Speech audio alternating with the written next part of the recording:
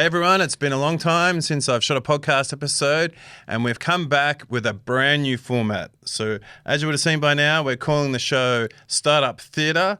We want to have a bit of fun. We want to be a little bit more casual and joke and just be ourselves on the podcast, talk about some news, talk about some hot topics that are happening in the startup world, and then interview one of those guests from the news segments that we can get on and get a little bit deeper into the story afterwards. And so I wanted to create something new, and in order to do that, I needed someone that I could just bounce off ideas with. And there's been this crazy guy on the internet that's been giving me a bit of crap lately over the last 12 months and just making crazy videos about me. So I wanted to confront him weekly about it on the podcast. And so I'm joined with the infamous Serge Van Dam. Serge, welcome to the new show. Oh, thanks for having me. It's a delight to be here. Total privilege. Keep your friends close and your enemies closer, Troy. Indeed. So that's why I'm here. I just want to see what you're up to with my own eyes. Yeah. Obviously, it's an experimental show, startup theatre, many different ways of interpreting it. It's going to be theatrical. Yeah. Some of the acting, that you care about startups, that's amazing. It's incredible. Yeah, I should get an Oscar. You should get an Oscar. We've got to release the first one first before you can do so. And then we want to engage our audience, of course, as well. Yeah. So, we do want to hear from you. We want to hear ideas. We want to do lots of segments. Sort of the mental model for me is like a late night show. So if you guys have got any good ideas on segments we could do, Serge's Rage or Troy's Dance Moves, or merch, merch of the day or whatever, just ideas that you think would fit well into a startup theatre show that is obsessed and loves startups and wants them to be successful and drive our economy forward. We want to hear from you. But it's great to be here. Yeah, I'm really looking forward to this. Our show is going to be organic as we sort of grow it. And so roughly half an hour of us just doing some segments and bantering. Some ideas straight away have been is this a real startup or not? I'll pitch you 3 startups and you have to guess which one's the real one. I get pitched a lot of startups, as you can imagine, in the recruitment world, and I hear someone, I'm like, is that even a legit thing? Merch, the fan art we get, with the previous podcast, I used to get weird, not weird, but cool pictures and things like that, or people would draw me, and it was just a surreal and weird experience. And so we might dedicate this wall up here. If you want to send in some hilarious uncouth pictures of Serge, that would be great. Anything for me has to be done beautifully in an oil painting rather than charcoal or drawing. But yeah, so it's different segments. We're going to have a bit of fun. One thing that I'm really passionate about is that this is about startups. And so we want to hear from the early stage startups. We want to hear from people that have got ideas and trying to get out there and do their thing. And so we might do a segment where we just quickly run through the top 3 interesting new startups, of the week. And so I've already had people reaching out to me. I'm sure you're going to get people reaching out to you now as well. Yeah, and we love founders. So we do want to introduce founders to the world. And we want to promote them because, again, the future of humanity depends on the handful of people who want to change it. Indeed. And as you can see right here, Jono, if we look right next to Serge, there is a spare seat. And so there is going to be a spot where we can bring people into the show. So this new format, we're going to be a little bit less pretentious about having to have someone in the studio. And so some of our guests are going to join us online, like Finn is going to join us in a minute. And so we are going to have a third spot. If the guest that we have is going to be online, we might just bring someone on to have a bit of a chat because we want it to be more of a conversation, a bit of fun, interesting viewpoints. And so if you want to come on the podcast, reach out to Serge or myself and let us know, and we'll try and rope you on if the timing's right. Serge is not going to be able to make it every week. He's a busy man. Very, very busy. I have no life, so I'm going to be here every week, and so it's going to be a fun show. I hope you enjoy it.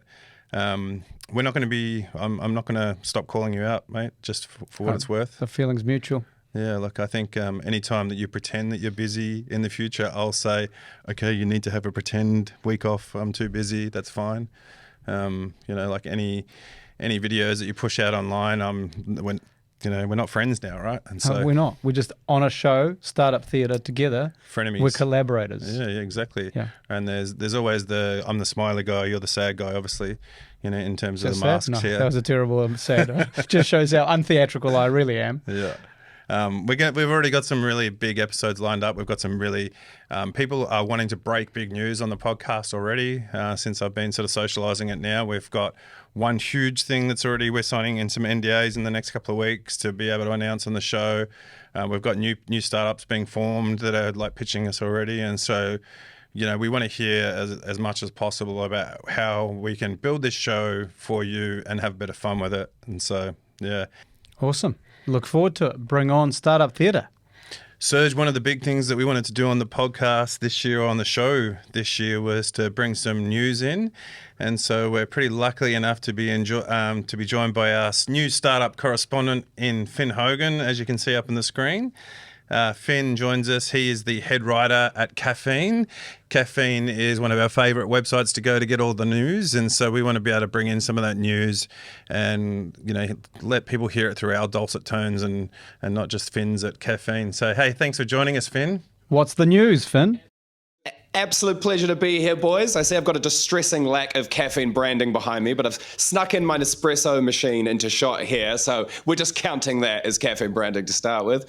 Yeah, I mean, there's so much going on in the startup world, both locally and internationally, right? So I thought it'd be good to kind of go through three of the big topics and news pieces that have been the most of interest to us at Caffeine. And I thought it'd be good to start out with a local story. And one of the startup stories that it's really excited me over the past week was Polymath's raise. So Polymath, founded by Sophie and Kristen, edutech startup, just closed $1 million pre-seed round. Not a massive amount of money, obviously, but it's got some big names attached to it. Blackbird co-led the round, and then we've also got Dojo Labs CTO signing on as an angel investor. And I think that portends to pretty big stuff for the space, particularly when you think about Kami's acquisition last year, $300 million valuation. I think the edutech space particularly is really ripe for upscaling massively. And I also think the Polymath story is pretty interesting because the way they're approaching edutech is to kind of gamify it. They've been inspired by things like Roblox and Minecraft, and they've made the service which essentially takes math education and then puts it through the filter of a game. So it takes all these math problems and makes them something that's much more interactive and intuitive for kids. And why I think that's interesting for the broader sector is gaming is just by far the most dominant form of entertainment on the planet, $350 billion industry. It's just printing money constantly. And we're now starting to see it kind of leak out into other sectors. We're sort of seeing the gamification of other services. Like once you start looking for it, it's kind of everywhere. Even when you're on like something like Audible, you're starting to earn badges. Like there's little gaming mechanics they layer into it. LinkedIn's getting into gaming now. The New York Times famously is just making so much money off Wordle that you could basically argue the New York Times is like a gaming and cooking service with a newspaper attached. So I really think I've been going to New Zealand gaming conferences for the last 10 years for that very reason. Like gamification is everything. Exactly. And I think what Polymath is doing is a really good indicator of where so many other services are going to start to go, particularly when you think about the fact that, over half the country plays at least one kind of game. There's a gamer born essentially every minute. You've got a new customer coming every time a kid's born, essentially. And I would be really interested to see what the monetization strategy for Polymath is going to be down the line. One indication we did have is that they'd have some kind of purchasable items in the game for the avatars. And anyone that plays games or is familiar with games knows where that's the revenue generator for gaming. Is a platform that's always online. It might be free to use, but then you purchase in-game assets. So if they nail that, there is a really fascinating revenue stream for them. So I'm very interested to see what happens. But I don't know. What do you think? Like, what do you think about that merge of gaming and service? Well, I think the story's got everything, right? It's got a big social problem we all talk about, which is declining talents when it comes to mathematics in our kids. So solving a space, I guess, governments have traditionally done. So it's obviously got AI, which I know how to spell, for example. It's got female founders and non-predictable ones as well. And as you're saying, international capital from day one. And they're already in schools, right? So they're already in schools, which is like fantastic. I think like anyone that knows that is an edutech, selling to schools is hard. Like you get a window per year for the year where you can sell before the school year starts, and then there's a scramble to try and get on the next year one. So like the fact that they're already selling this product in schools pre-revenue is fantastic. Yeah. Yeah, and it's all across the country. It's such an easy scale up. They've already got into schools internationally as well. So yeah, I mean, it's very much a watch this space. What is it about edutech? Like New Zealand loves some edutech, hey? Well, I think education's just been the same way forever. You know, we've got a very outdated model. It's clearly not working. It's not working economically. We're spending We're spending more money for less outcome, and obviously, education's a pretty big enabler for human race. Well, exactly. And I mean, I think it's the same sort of crossover into why medtech's blowing up so much as well. You've got a very slow moving kind of institutional sector that often relies on some pretty archaic tech. So I think both sectors are just like massively primed for innovation. I'm going to take some bets now on how long till Wellington becomes the edutech capital of New Zealand. Who's waging what? I reckon $100 says that we stop being the science capital now. Now, if there's any founders out there who are looking for the next edutech thing, I've been a miserable failure teaching my children to use punctuation appropriately. So punctuation tech is the future of education tech, I reckon. Yeah. Grammarly, if you're listening, kind of start introducing a game to teach us grammar, because I'm not going to lie, I write for a living and I could use that. So I just want to know when I should use an Oxford comma or not. That's all I want to know. It's one of life's great mysteries, okay? No one can... The answer is yet to be found. What's happening in the rest of the world, Finn? Yeah, well, I think looking back over caffeine coverage for the last couple of weeks, the massive theme really has been this pivotal moment that we are in AI, both from a sort of a regulatory standpoint and a product standpoint. So people probably saw the AI summit that happened in Paris over the last couple of weeks. While it was nominally about safety, how we build these systems safely, what it really was about every country wanting to get ahead in this AI arms race. Macron basically introduced it with €100 billion investment to get France towards the front of the pack because America had been leading for so long.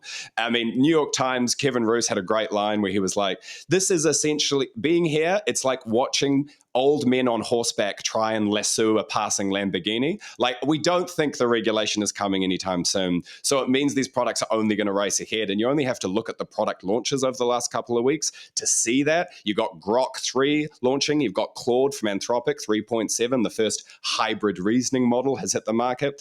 Sam Altman very aggressively came out being like, here's our roadmap to ChatGPT 4.5 and the long vaunted GPT-5 model, which everyone's been wanting to see for a long time. But I think obviously the thing that's underlying this is DeepSeek hitting the market. That sent such shockwaves through the entire AI ecosystem. $1 trillion wiped off tech stocks when it was announced because it kind of challenged the core premise of the current AI hype, bubble, boost, whatever you want to call it. That core premise was the only way to build the most advanced models was by chaining together the most expensive and advanced chips in the world. But then this plucky startup out of China makes a model which competes with GPT at a top level for a fraction of the cost. And yes, some of the numbers have been contested, but no one has come out and really disproven the fact sheet that they released alongside it. They released a very detailed breakdown of exactly how they built it.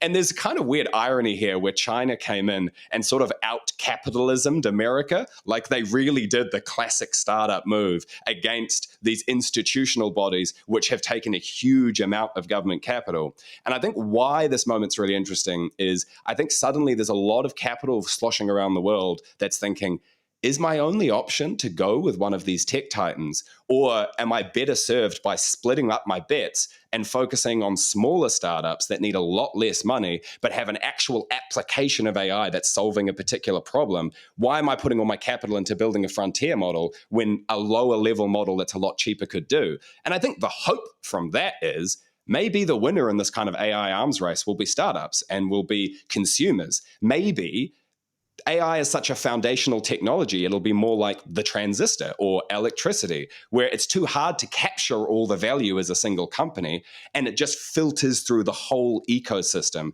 and lifts the standards across the whole thing. That's my hope, but I've been wrong before. I think at this point in time, it's kind of the only option we have in front of us, right? So you've got some old men trying to lasso a fast car going by, where the babies trying to chase the men lassoing the cars. So geopolitically, New Zealand, Australia, don't really have much choice but to hope that it's infrastructure and build what I've called the last mile. So if the AI is all there, what can we build on top of these things? And of course, there's plenty of good examples going on. I happen to be a small-time investor in a company called Law Cyborg. It's done an amazing job of an AI legal advisor, probably better than anyone else on the planet. Does it have its own LLM? Of course not, dependent on third-party ones, but you can build great last-mile applications. And we've done that really, really well in the SaaS sector with verticalized SaaS, Timely. We've got Rowan coming up, on the hairdresser front, or you got Vend on the point of sale, etc. Right? So we've got pretty good heritage at the verticalized niches, and so I think there's an opportunity in the AI world where we can do the same thing for AI applications on top of this existing infrastructure. Yeah, and interestingly, like DeepSeek, right? Like I think if America's not going to let TikTok play, are they going to let DeepSeek or any of these other companies come and play, right? So it's an interesting time, right? And I think we're seeing it already. There's some Auckland companies now setting up, like looking at chips. They're looking at AI, and so I think we are in the wild west a little bit of the AI. So all right, great one. Finn, got any more stories for us? Well, we've got a joke at Caffeine that it's a unicorn every time we do a newsletter not talking about Elon Musk. And that really is the biggest story on the planet at the moment. He's the most powerful founder who's ever existed, arguably the most powerful non-elected person on the planet. And the moves he's making with Doge are really, really fascinating and potentially incredibly important when we look at it forward over the next couple of years, particularly when we look at the broader sort of tech ecosystem and how much Silicon Valley has pivoted hard towards the incoming Trump administration. I think we're going to see a lot less regulation and a lot more of kissing the ring.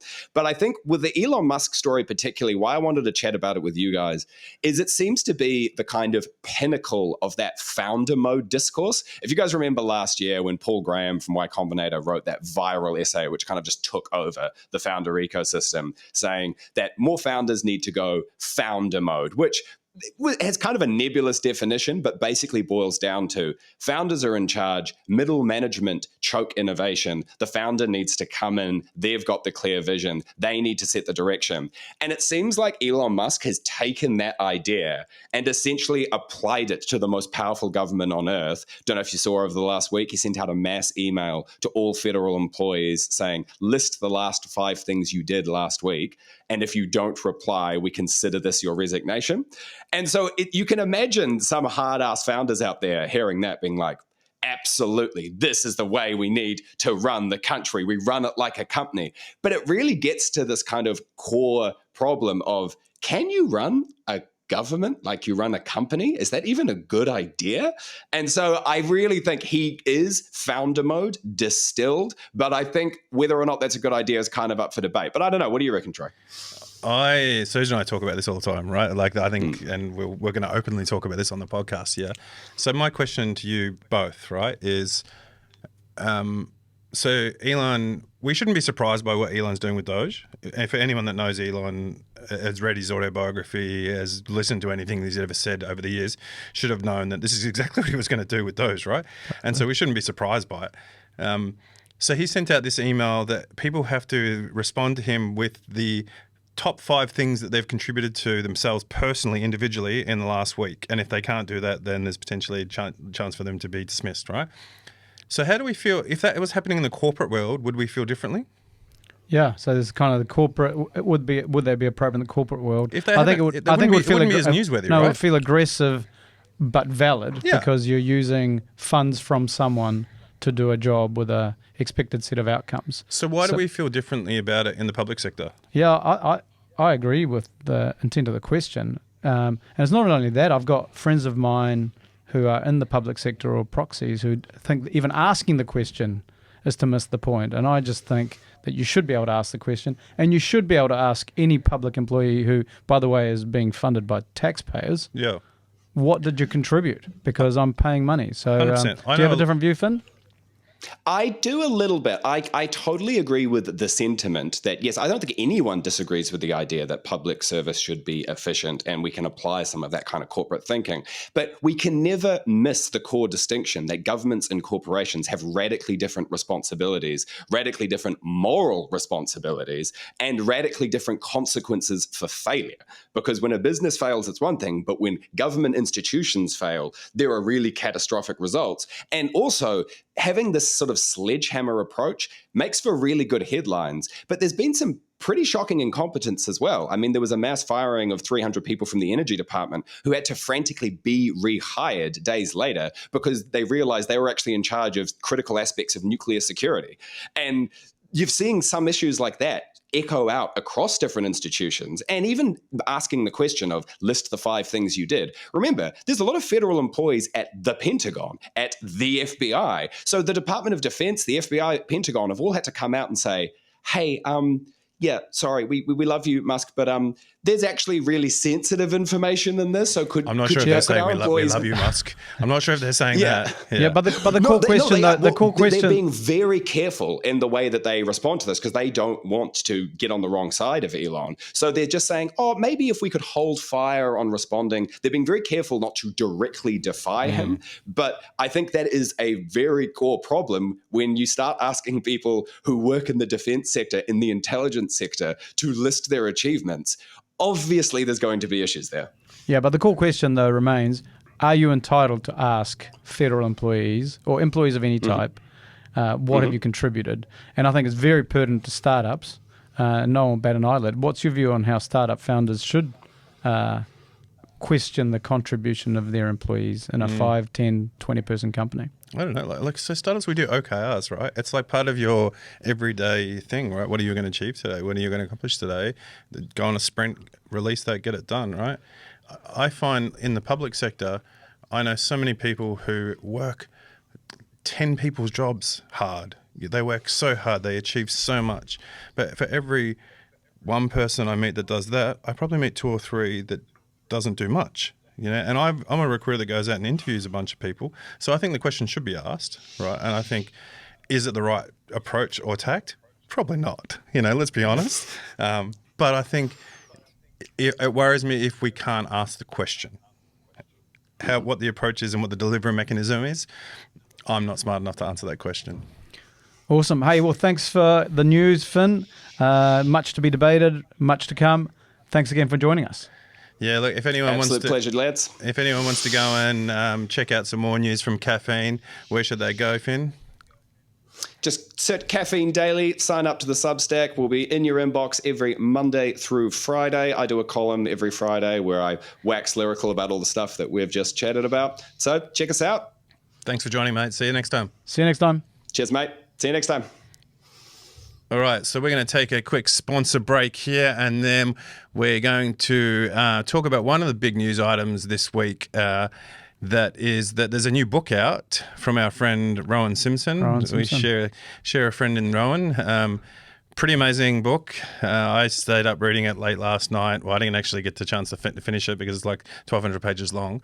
But I started reading it about 9:45 last night and was up until 2 a.m. Yeah, and it's titled How to Be Wrong, which is actually, you know, one of the core thesis of it is that you should be able to ask questions. In fact, you've got an obligation to do so to see if you're right or wrong, and that's clearly what just came up with Finn, and hopefully Rowan tells us more about that. Yeah, it's going to be really interesting because he has some reckons on the public sector relationship with the startups, right? And so it's going to be an interesting chat. So we'll be joined by Rowan in the studio straight after this message from our sponsor. Whether you're starting or scaling your company's security program, demonstrating top-notch security practices and establishing trust is more important than ever. Vanta automates compliance for global frameworks like ISO 27001 and SOC 2, saving you time and money and helping you build customer trust. Over 8,000 global companies like Atlassian, Dovetail, Sharesies and Flossy all use Vanta to manage risk and prove security in real time. I had dinner with the whole Vanta team one night after a conference, and I can tell you, having met them, these are people that I want to share in the startup industry, and I wanted to be a sponsor on the podcast. And so thankfully, my audience gets a special offer of $1,000 off from Vanta. All you have to do is go to vanta.com/startup theatre. Hey, Rowan, thanks for joining us on the aptly named Startup Theatre podcast. Yeah, man, I had no idea you were calling it that. I think I need to talk to you about royalties. I think so, because if you do a Google search now, hopefully it comes up with our podcast. But as we record right now, the number one Google search is your blog entry From like 2009 or something. Yeah, and it wasn't lost on Serge and I. When we were debating like what we should call this, and the whole premise of the podcast for us was that we wanted to have a bit of fun. We wanted to spotlight the really cool things that happen in the industry, but we also want to have a bit of a laugh at some of the silly things and topical things that should be talked about, some of the harder things. And so the Startup Theatre podcast was it was a bit of fun. Cool, man. Well, I hope you read that chapter in the book. We can talk about that a bit later. Yeah, man. Yeah, for Serge, I'm not sure if you got your hands on Rowan's book yet, but I was early to order it. Committed to Rowan when we caught up late last year, but I'm still to receive it. I looked it up this morning actually, just as I was coming here, and it was due for delivery today. So that's kind of ironic. But there you go. So it's on my queue. Awesome. I was hassling Rowan for some like PDF copies that I could read before the podcast, and then I just caved and bought it on my Kobo. And I started like reading it last night at like 9:45 p.m. and that was a really bad decision because I was up until wee hours of the morning reading that book to the point where I was like, I have to get to bed now. Awesome. I'm pleased to hear that. What I want to know is like, obviously Duncan and you were sort of talking about this book, from years ago from the forward that I read. Like, was it always on the agenda for you to write a book? No. I'm definitely not one of those people who like had a life goal of publishing. In fact, that conversation with Duncan was early 2022 or mid 2021, and I was in the middle of that Substack project I was doing that year where I'd set myself this crazy goal of publishing a draft every week. Why did you do that? Top 3. I did that. It was really a last minute decision, like December 2020, when I found an old folder full of all the old drafts that I had. Mm-hmm. So it was all this unpublished, some cases like very rough notes, and other cases like quite formed essays that had just never been published. And so I thought it would be a great way to kind of just drain that folder of all those drafts. And yeah, it was cool. Like the first couple of months were very low stress. I had very few subscribers, and I was getting through the drafts folder just fine. And then it was about March, April, I think I published a post about Paul Callahan on the anniversary of his famous talk. And that one got a big audience. And then for the rest of the year, I had a lot of people following it. And it started to become a bit of a monkey on my back, actually. So. Yeah, the old write something a little bit controversial. And it wasn't, I didn't even really think it was controversial. All I did is went back. I mean, I was actually lucky enough to be in the room in 2011 when Paul Callahan gave that famous talk. And I just went back and watched the video and thought, it would be kind of interesting to know what's actually happened to all of these numbers. And like, he was very fact-based and kind of sketched it all out. So I just went back and updated it with all the more recent numbers. Yeah. So it wasn't even really like deeply analytical. It was really just, here's what's happened since. And it was pretty depressing. Did Luxon and Co. Get a pre-copy of your book to time the Callahan closure at all? No. Very few people have had a pre-copy of the book, actually. So so a lot of people are reading it now for the first time, and I don't know, maybe he'll be one of them. But yeah, it's fortuitous, not planned. Do you think I often want to write, and I often want to have abrasively honest opinions on things, but as a recruiter, like it's hard. I've got to be jazz hands all the time. Right, yeah. A little bit. You don't more. Actually. You could do it just saying. I mean, abrasively honest is. I think I know what you're saying, but that's not the mindset I have when I write. Like when I use writing mostly as a way to formulate what I actually believe. Mm-hmm. Like when you try and write it down, that pretty quickly exposes your thinking. Yeah. And especially when you're going to publish it and have lots of people read it. Like, I'm in that really fortunate position now to have a bit of an audience for the stuff that I do publish, and it forces you to stop and make sure that what you're saying actually stacks up, because if you say something that doesn't stack up, that'll be found out. Well, but you mentioned this in the book, right? You mentioned the truth and the lies that we tell ourselves. And I think what I get when I read your writing is that you're not lying to yourself. And that's what I mean by abrasively honest, is like when I read something of yours, it feels like it's authentically a thought experiment, your opinion, whatever it may be, and you haven't over embellished it for the story or for the. I mean, this is one of the big things of the book, actually, is that we wrap so much mythology around startups. The origin story, all of these things, like, it's just all these layers of mythology and slight misrepresentation of what's actually happening. And as a result, we end up in this situation where, to reference startup theatre, we end up in this position where the stories that we tell and repeat are not actually very accurate and are quite misleading, I think, to people who are on the outside looking in thinking about doing that or wondering how things actually work. And what does the alternative universe look like? The alternative universe to the mythology. Yeah, because human stories and myths are sure, they're everywhere, all over the place, all through history. Yeah. It's how we operate. Yeah. And I guess this is my small attempt to be a slight counter to that, because I think it is actually valuable for people to understand what actually it's like in reality without that mythology. It's kind of, I don't know, I mean, I'd maybe draw the comparison to photoshopping or airbrushing pictures, right? Like, you know, most people prefer to look at a picture, especially if it's a picture of another person that's been airbrushed to make it look great. But it also helps you to realize that person doesn't actually look like that. And it's probably healthier for you, especially when you look in the mirror, to realize that that's a bit of mythology, you know. Well, what are the second and third order consequences? Bringing that back to startups, then I think, you know, I think if you read this book, then these 4 kind of epic hero journey companies that I've been lucky enough to work on, like all the way through, they felt like very precarious and difficult. And that was the reality. And I think it's possibly, hopefully it's useful for people to hear that and to realize that if they're experiencing that in their own startups or the things they've invested in, that's actually pretty common.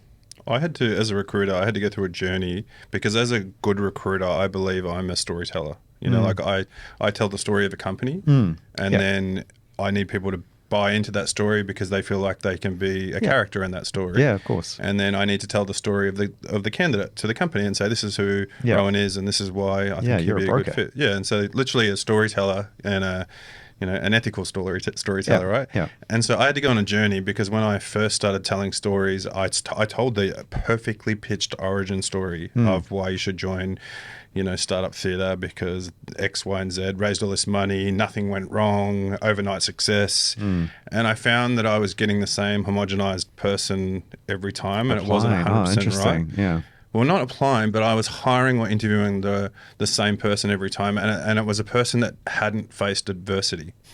And so when they got to 3 or 6 months, they ultimately failed a little bit. Well, not everyone, but a lot of them failed.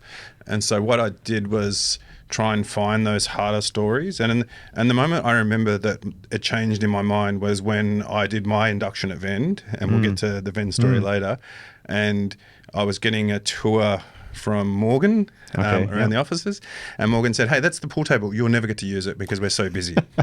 And I remember thinking, it's a glorified meeting room. Yeah, I was like, "Wow, man, as a recruiter, like that's one of my big selling points. You know, there's a pool table here," and he was like, "Yeah, we just don't use it because everyone's too busy." Yeah, and I'll give you an even more extreme version of that. When I was in Chicago once with Vaughan, talking to US investors, we went to a shared working space that the Chicago had set up, and they had all this line of treadmill standing desks, and we sort of pointed them to the guy who's giving us the tour, and he said, "Oh yeah, don't worry about those are just for the politicians. When they come in, we set up a couple of people on them so they think that this is a funky space." He said, "But all the people are actually out, we had those at Vend, by the way. It's like we had one of those at Vend for exactly this reason. I think Vaughan came back and got one."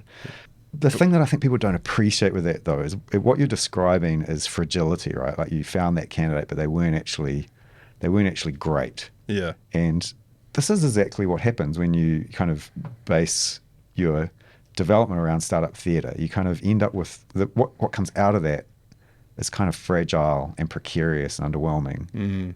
By definition, by design, almost. So, yeah, like doing it the other way is much harder, but much more rewarding, much more satisfying when it works. Well, it's like your book, right? So you talk about the 4 stories of doom and gloom. The near-death moments of those companies, yeah. And it's so refreshing to start the book like that, because you think, if anyone was to like look at the news right now and hear those big startup names, they would only think about the success of those startups. Yeah. So then to read your book and feel those feelings straight away, you feel like instantly you're captivated on like this is going to be a hard roller coaster of a story that I'm going to read. And so, a BMX ride, not a roller coaster. Yeah. What I want to do is I want to go back to Flat Hunt, right? Way back, the 1900s, as my kids call it. Flat Hunt. So you're in Sydney trying to find a flat for you and your partner. Your fiance at the time, I think. Yeah. And It's the sort of .com era of everyone sort of setting things up. You decide you're looking for your next thing as well. Yeah, I was sort of over the work that I was doing, and I had massive FOMO, if I'm honest, because the .com bubble was sort of fully inflated at that point, and I felt like I was maybe on the sidelines missing out a bit. And yeah, I was determined to kind of find a route into that. Yeah. I didn't really know what to do though. I was a software engineer. I sort of naturally started with what I could build, and so I ended up going around in circles quite a long time before I got to Flat Hunt. If you, Rowan at Flat Hunt back then, approached Rowan right now as an investor, talk me through what you see in that guy. In the 1999 version of me, you mean? Oh, it's such an interesting question, because even the concept of investment never occurred to me at the time. Like, but if he did, right? Like, what was it about him that was good or bad? Might have grabbed me? Yeah.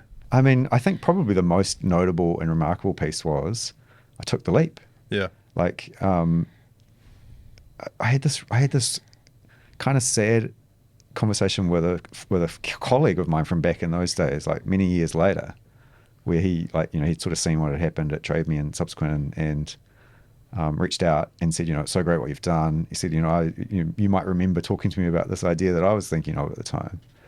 And it was just this really horrible conversation because he didn't do it.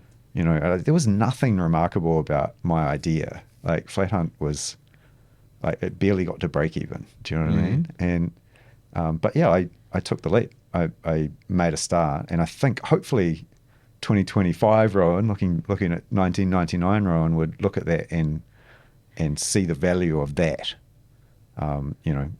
There's a lot of people who have the idea for a startup. There's very few people who give it a crack. Yeah. And did you take that leap with the knowledge that it was going to be hard, or having never thought about it? Obviously, it's hard to go back that far in time. Probably the opposite, because the .com bubble, I probably assumed it was going to be easy. Like all the stories that were being told at that stage were heroes' journeys, really. So yeah, probably was pretty naive about it. And I say in the book, we're all lucky that most founders are hopelessly naive in that sense, because otherwise they probably wouldn't start. But yeah, I had this really confronting conversation with one of the partners at the consulting firm I was working for. He was an Aussie guy, and he basically said to me, to my face, he said, "You're throwing your career away." And I was like, "Oh," like, that was a hard message to hear as, like, young 20-year-old kind of thinking that I was starting something quite exciting. And he was right. Like, I haven't gone back to that career. So does the nature of, or the brutal reality of startup life, not the theatrical part. Yeah. Again, if you knew, does the fact that you're surfacing that to the world at the moment and you're pushing for that, which I think is great, do you think that will put either more people off that should take the plunge, should make the leap, or do you think it will, narrow the field to have less people do so? I'm just interested in the consequences. It's possible. Who can know? I don't know. I think the opposite is also possibly true. Like, one of the things that I've said in the book is, there are a lot more people in New Zealand who could work on startups but don't. They work in bureaucracies or corporates or other things.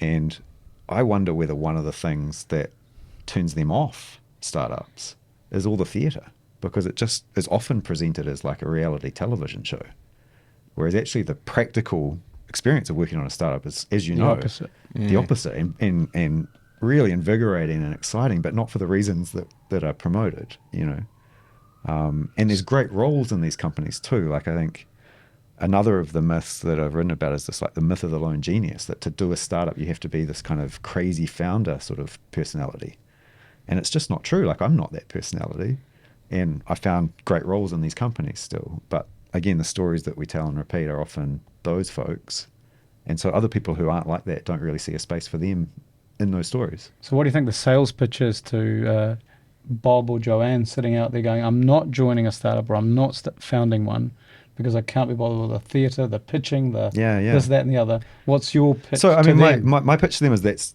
what you've been led astray by startup theatre, but also I think the strongest pitch I could give them is, I've realised and seen repeated that very few people go back the other way. Like, once you've jumped and worked on a startup, it's very unlikely you're going to go back to a corporate job, or, like, that doesn't happen very often.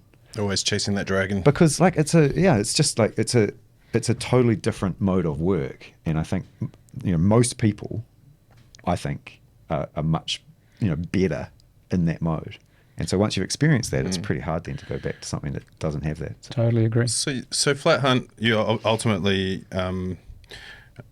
if I'm quickly paraphrasing here to get to the point that I'm trying to make, is you were grinding it out. I mean, I love the fact that you were calling people from the classifieds and Yeah, getting them I to did advertise. a lot of that. I literally like knocked on the door of every real estate agent as I drove down to Dunedin for O-Week to promote it to students. Like I did all of that, and I am not great at that kind of stuff, as Serge knows. Like I'm not a polished salesman, and it was definitely hard grind. Yeah, but ultimately, you decided to join Trade Me because you wanted some cash to keep Flat Hunt Yeah, going, I right? basically burnt through my savings. And my fiance was kind of supporting me at that point, and I needed to start paying my share of the bills. So I started doing some paid work. Yeah. And one of those jobs was a few days a week doing engineering for the guys at Trade Me. Yeah, first non-family hire or first full-time non-family hire. Yeah. To quote you in your book. Employee number 3. What I want to ask you, right, and this is where I'm really curious, is because as a 45-year-old man, that's sort of been in recruitment for too long now, probably, and is old and angry and yelling at people to get off my lawn, I've seen those early days where you could just throw 5 people in a room together and they can just figure it all out without any bureaucracy, without any process, without any contracts. Most of the time, PDs, all these things. Everyone was just so invigorated to solve a problem. And then these days, the modern startups are a little bit more process driven, a little bit more legal and the likes. And so do you think that it was easier to make startups work back then because of that? Or what do you think? Like, talk me through what you see as now and then. So I think what you're doing is kind of conflating 2 separate things under the umbrella term startup. Yep. And so, in the book I separate those out. Like there's the early stage and then there's high growth. Yeah.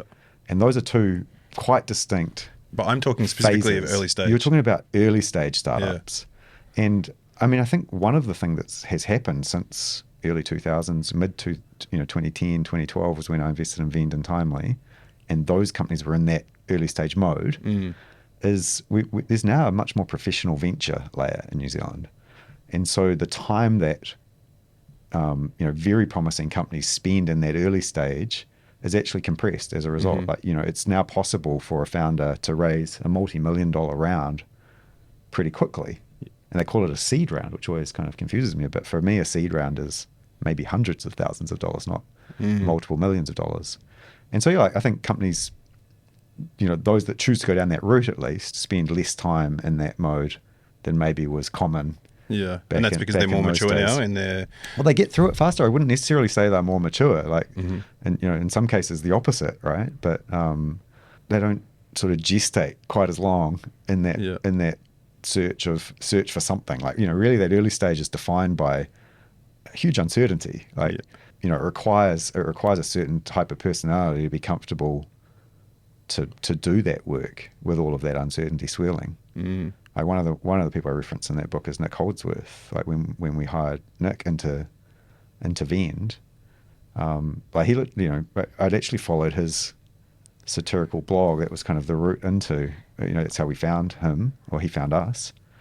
And he's recently posted online the email that Vaughan sent him, which was kind of like, dude, I can't afford to pay you almost anything, and the role basically, support. Well, yeah, it's more or less customer support. That's what I really need. Maybe you can do some marketing on the side when you have some time, kind of thing, And I mean, it's like when you look back on what his role became and what and what that matured into, it's almost unrecognizable from that early stage. So I think you reference a lot of those people in the book, which I found really interesting, is the unsung heroes, the people that startup wouldn't have been the same without that person. And I like, as a recruiter, I see a lot of those people behind the scenes that I think a lot of the time I'm like, well, that's the person I deal with, because, they're making shit happen behind the scenes. So I like the way I like to talk about this is actually most people don't even know the second person at most of these companies. The canonical example of that would be Jessie Morgan, Sam's sister, who was employee number 2 before me. Yeah. And basically ran the ops of that business as we grew it. She was one of the 4 of us that were kind of through that early stage we were just talking about. Most people have never heard of her. which is remarkable, really, right? So yeah, like I'm not unusual in that people don't know or associate me with these companies. You actually don't know most of the people who have made these companies great. And is that part of the same myth-making, human nature? And again, problem? it's really easily explained, which is like when you come to tell these stories, like there's a reason why mythology is oral history and all these things, because it's easier to tell the stories that way. So like when a journalist or a podcaster or someone says, give me the 30-second version of Trade Me or Xero or Vend or whatever, like you don't have time to say, this is like this meandering history of multiple people and the comings and goings. It's like, no, that's not a soundbite. So yeah, like that myth of the lone genius is kind of easier. And it sort of also suits everybody. Like it's definitely benefited me over the years to not be front and center. Like I've been able to be much more effective in the roles that I've played in these companies as a result. In the media, when Trade Me $750 million was announced, your name was left out. Yeah, that was an accident, but it sort of... How did that make you feel? Did you get a little bit pissed off? No, the opposite. At the time, I was delighted and relieved because we'd been sort of... we had no idea how the public was going to react to that sale. And we were pretty young. I mean, both Sam and myself had very young kids. And I mean, we were selling what had become a bit of an icon. Yeah. And no one really knew how much money it was making at the time, right? Well, no, everybody, I mean, most people, I think, if they thought about it, realized it was a very successful site. Most people were members of Trade Me by then. But I don't think anyone really stopped to appreciate how profitable it was until that day. It was a very successful business for a long time before that. Yeah. But that was when everybody else found out. Yeah. But yeah, to your question. Yeah. I mean, I was genuinely nervous that there was going to be a negative reaction to that. If I'm honest, I was a little worried about how everybody would react to the realization that, we were making so much money out of this business. And so yeah, it was nice. a happy accident to be left off the list. How do you manage the celebrityism of startups now? Like, how do you? Because even for me, right, as a podcast host, I walk into a conference now, and it's like I'm actually a closet introvert. A lot of people don't know, and I get really drained if I talk to a lot of people, and it takes me like two days to recover. But as people come up to me because they know my face or they know my voice, and they start chatting to me, and I have no idea who they are, and it takes me a lot of my energy away really quickly. And so, how do you handle that person? I might have wrecked this for myself by doing this book, sadly, because for most of the time I've been working on these companies, I've been able to be pretty anonymous in those kind of settings. Even people who know my writing don't necessarily know my face. So again, I feel like that's benefited me rather than hurt me up until now. And what do you think? What is it about you that's saying, I still want to be out there and doing things? Like a lot of these founders. Why am I not retired? You mean? Yeah, well, not necessarily retired, but why do you still care? Like a lot of these founders. I mean, they may care, and they're doing a lot of stuff behind the scenes, but you don't necessarily see them anymore once they've exited. Yeah, and I think you would have to ask them. I'm sure they have their own individual answers to that, but I suspect that the myth of the lone genius has some negative long-term implications for each of them. What is it about you? Whereas I haven't had that. People are often surprised to hear I worked on any one of these companies when I tell the stories, and then blown away when they realize that I worked on all four of them. Yeah. So I haven't had that weight of expectations, and I've been able to just keep rolling and do what I want to do, which is it's what I still do. I still enjoy working with founders in those early stages and helping them get to the high growth moments. Has the nature of what you enjoy about working with these founders, sort of in the back room, so to speak, changed in the last 15 years or have it? Yeah, necessarily, because I've changed a lot too. Some of my friends used to kind of tease me for always having an old tweet to reference whenever whatever was being discussed. I could say, there's this tweet from 2007 and I mean, that's one of the benefits I have now, is that I've seen these patterns a number of times, and so I feel like probably I can be even more helpful now than I was then. But the constraint continues to be my time. Like there is no way to scale what I do. It's fundamentally unscalable, and I just enjoy working with a small handful of founders that I've handpicked. But what you enjoy about that, has that changed at all? Not really, especially like once I made that transition in 2010, where it was, into being an investor rather than being an exec, it's deeply satisfying to see a founder take something that's just an idea when you first talk to them about it and turn it into a high growth business. So that's deeply satisfying. Sure. And I've been lucky enough to do that a few times. So I've got a couple of questions on that, Ron. Firstly, you mentioned like when you talk to people about you being in these 4, success stories. I'm curious, when you talk to people about that, do you say, I was lucky enough to be in these? Or do you say, I worked my ass off enough to be in these? Like, talk me through like when you're explaining that to someone. Yeah. Have you read the chapter about luck? You might not have gotten to I that haven't on got your that Kobo, yet. Troy. I mean, I think luck is misunderstood as well. Like, I think there's pure luck, which is the roll of the dice. Yep. And there's only so much you can do about that. That happens to you. The government announces that Callahan's going to be disestablished the week that you're launching your book. Pure luck. But there's lots of other things that we call luck that you have much more control over. Yeah. So, and I kind of break those down in the chapter that you haven't read yet. But like wear luck, to just pick one example. Like, it's not an accident that Trade Me and Xero were both Wellington businesses when they started. Like, there was a critical mass of people here in Wellington, where we're recording this, at that time, who were interested in working on those companies. There was the right people who were willing to invest in those companies at a point where there was almost no venture layer in New Zealand. And as we spun out of Trade Me especially, like, there was now a pool of capital and expertise and success that was able to be applied to the next thing. So there was, there was something about Wellington at that moment that was lucky. Yeah. And, it's a city constrained by hills. The weather's terrible, so everyone wants to be inside working hard, much more than they do in places like Queenstown or even Nelson, where I live now. And so, that's not luck. That's a function of place. Yep. If the place where you live doesn't have those kind of dynamics, you should move somewhere else. Yeah. And then you'll be more lucky. Yeah. And, Wellington today doesn't have some of those same conditions. So that can change, which is another kind of luck. Timing. We were lucky at Trade Me that business was developed at the same time as New Zealand connected to the internet, broadly speaking.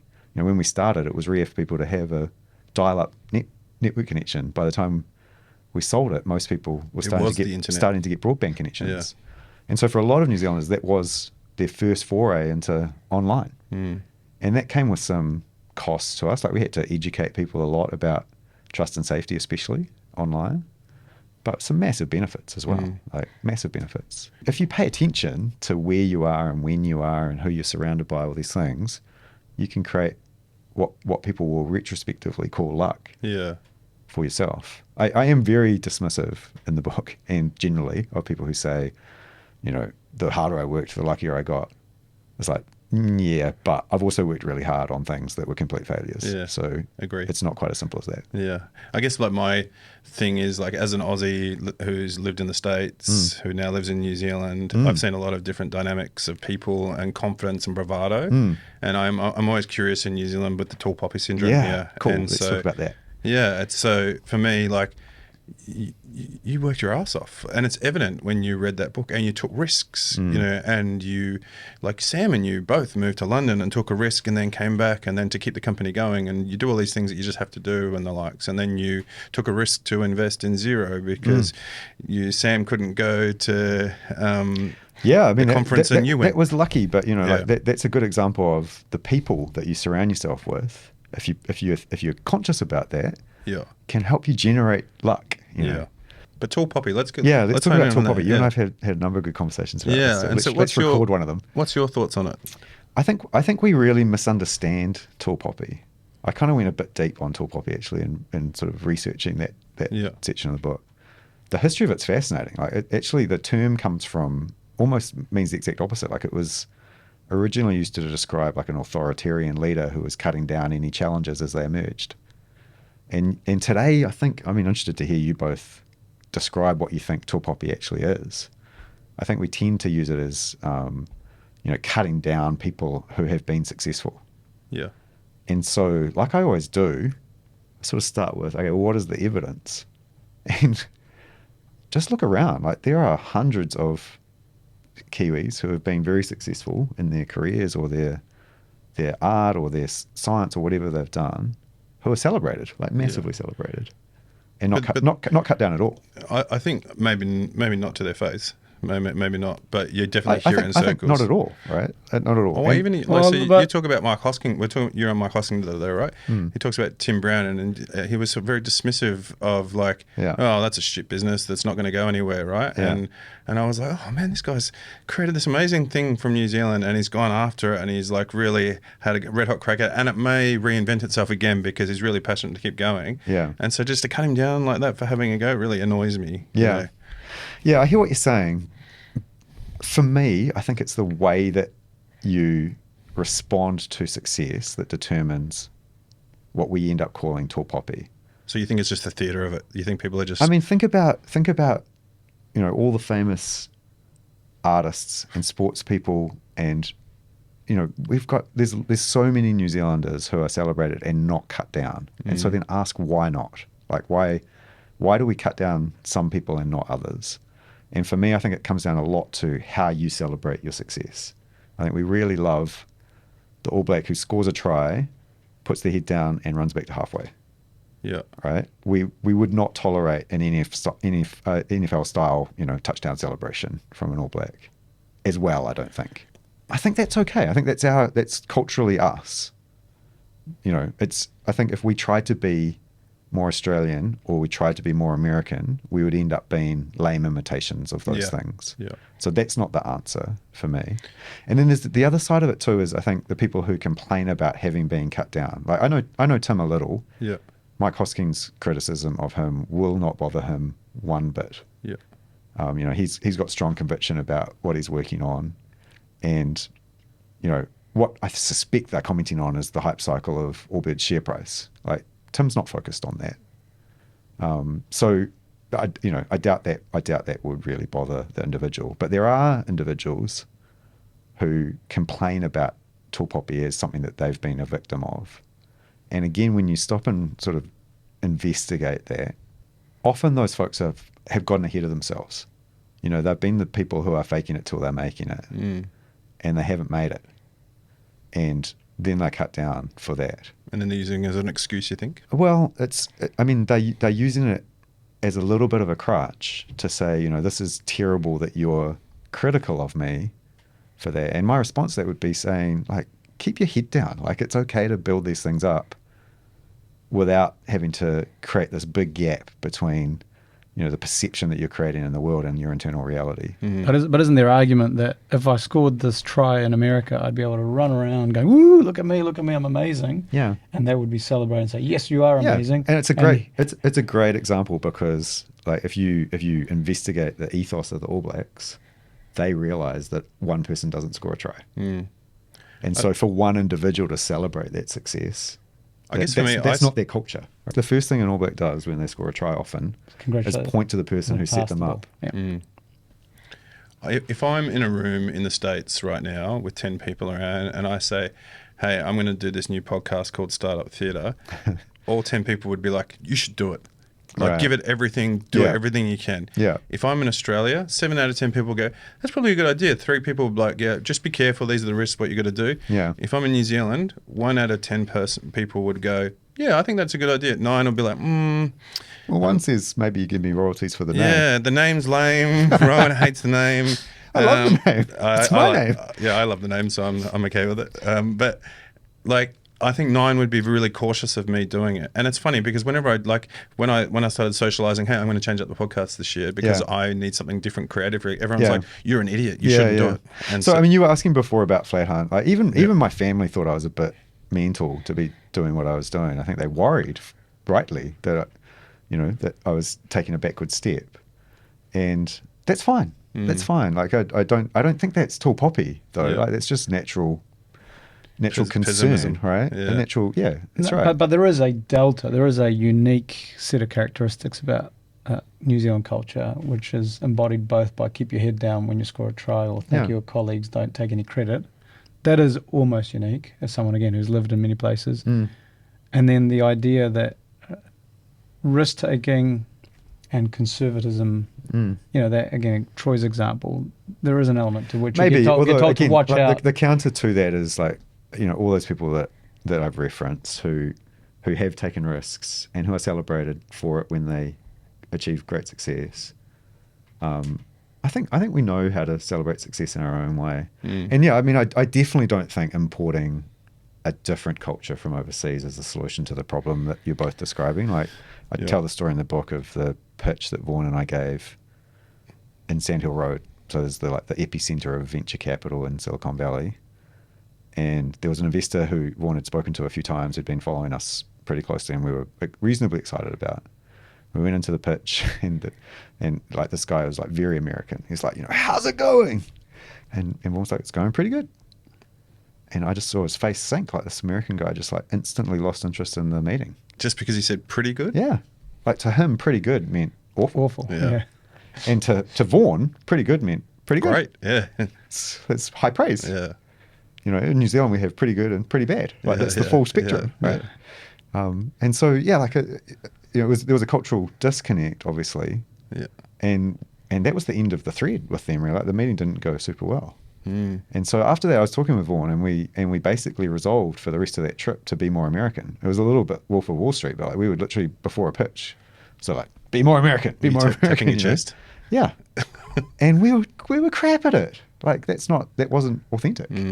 It was much better. We had much better traction with investors, especially in the States, but even in Australia. We raised money in all those places by being more authentically us, not by being lame versions of them. Did you pre-translate your cultural differences? Well, I think maybe after that meeting we were just a bit more aware of it. So yeah, you can choose your language a bit more carefully. Make sure you don't fire yourself. No, but also explain to people. I may come across. So well, one of the things we actually learned pretty quickly in that process of talking to American investors was to ask subtly in the beginning of the conversation about the travel that they'd done, because what we learned was that you could almost sheepgate US investors into people who'd spent time in other parts of the world and people who hadn't, and those that hadn't often really struggled to understand the value of what we had at Vend, like the fact that we had a team in Auckland that was quite cheap compared to what the equivalent team would be in the Silicon Valley, but also great. Like, there were a lot of US investors who just did not compute that you could have a great team somewhere else. And so, yeah, like that was one thing that we angled on pretty quickly, is like, there's little things you can ask which trying to tease out those cultural differences. Yeah. With founders these days, there's a big push to market themselves a lot online, social, and the likes. Like, what's your stance on if you're looking at a startup now and the founders? Why do you think where does that come from? Like, why I see it, but I don't really know what they think they're getting from it. I think it's the whole Gary V post it's post 5 times a day and it grows marketing, and I think that they think that the founder story is more special than maybe it works. I don't know. It'd be interesting to test it. For me, I'm curious on your thoughts on it. It's a negative tell. Yeah, it's a negative tell, because if you're investing all the time in that, what are you not investing in? Yeah, there's much more important things to be doing than building your own public profile. Yeah, in that sense. Yeah, if you think it's an avenue to attracting investors, that might be true, but stop and inquire whether they're the sort of investors that you want. No, but I have seen a couple of examples very much focused on customer audience. Right, sure, and that makes more sense if it's actually building the business, sure. But one of the things of Startup Fair that I've written about over the years is this idea that you spend all your time pitching to other founders, or you spend your time all your time at conferences or at meetups or whatever, talking to other people like you, and never, as a result, talking to your customers and really understanding their sector and their world, and so like if you are using that as a route to reach an audience of people that will benefit your business, that's great, that's fine. But if it's just to build your own celebrity, it's probably not serving you. Yeah, makes sense. Yeah, I mean, for me, I've used it as a good marketing tool, personal branding over the years as a services company, to have something. So I have mixed feelings on it. I can tell you over the last 5 months I haven't posted online, and it's been the most refreshing 5 months of my life. I've really enjoyed just to focus on work and get shit done. And I think it's just like in all things, like you were talking about introversion before, like really inquiring as to what you're taking energy from and what you're giving energy to. Like, there was a time when Twitter was delightful for me, and I took a lot of energy from that, because I'd post ideas on there and get some really interesting pushback and conversation happening there. And over time that changed. And so I stopped doing it. You know, Where do you get that from now? It's okay to do that. Where do you get it from now? I mean, the last year it's been I've been in a cave really writing this book. So I haven't had a lot of that recently. I don't know if there are avenues for that in the way that was true, 10, 15 years ago. Maybe. And how do you expect to get response to your book? Because obviously your book's not an online asset, so can't comment, can't be a cheap jibe or a cheap sales compliment. numbers, right? It's a pretty good response. Yeah, I mean, no, but in terms of the actual intellectual response to the it. subjective pieces, yeah. I mean, I hope people feel confident to reach out. Like I've had a few people already do that, and it's delightful. Like a couple of people through the process of writing it asked me why I'm doing it for a start, and like the little moments that I've imagined where it's gotten hard is when someone says, "Hey, I read your book and I loved that little pattern for the 3 perspectives pyramid or whatever." Like if they've taken something that's actually stuck in their brain and can apply, that's awesome. That would be very satisfying to hear that feedback. So. Awesome. I think the craziest moment for me last night when I was reading your book was reading in your words, and I could hear your voice in my head. I was reading the moment you fired me. I mean, I don't think I did that personally, did I? If I did, I don't recall. No, you didn't personally. But I mean, it was really interesting reading as someone who went through that experience, like hearing your perspective on it, hearing what had those. And for those that don't know, obviously I worked at Vend at the time. Can you give me your perspective of that? Because I mean, I've obviously now written down my experience of those few weeks. But it was a funny couple of weeks for me actually, because Kirsty was really trying hard to convince me to move to Auckland, and so she kept saying from Wellington to Auckland, because I was the first Wellington hire, and then Cos, and we built the whole team. But then because the PNC team was largely in Auckland, they kept trying to get me there. And I didn't really want to go, if I'm honest. And I was contemplating leaving Vend because I was like, if the pressure for me to move to Auckland is surmountable, I'll probably move on and start telling Army. Or I didn't know at that stage that I was going to start telling Army. But so for 2 weeks, I was flying up to Auckland looking at houses. Yeah. And so I'm looking around at houses, and I remember, I was in Grey Lynn, like going, this is where I'm going to go, and expensive house, but I think I'll be okay.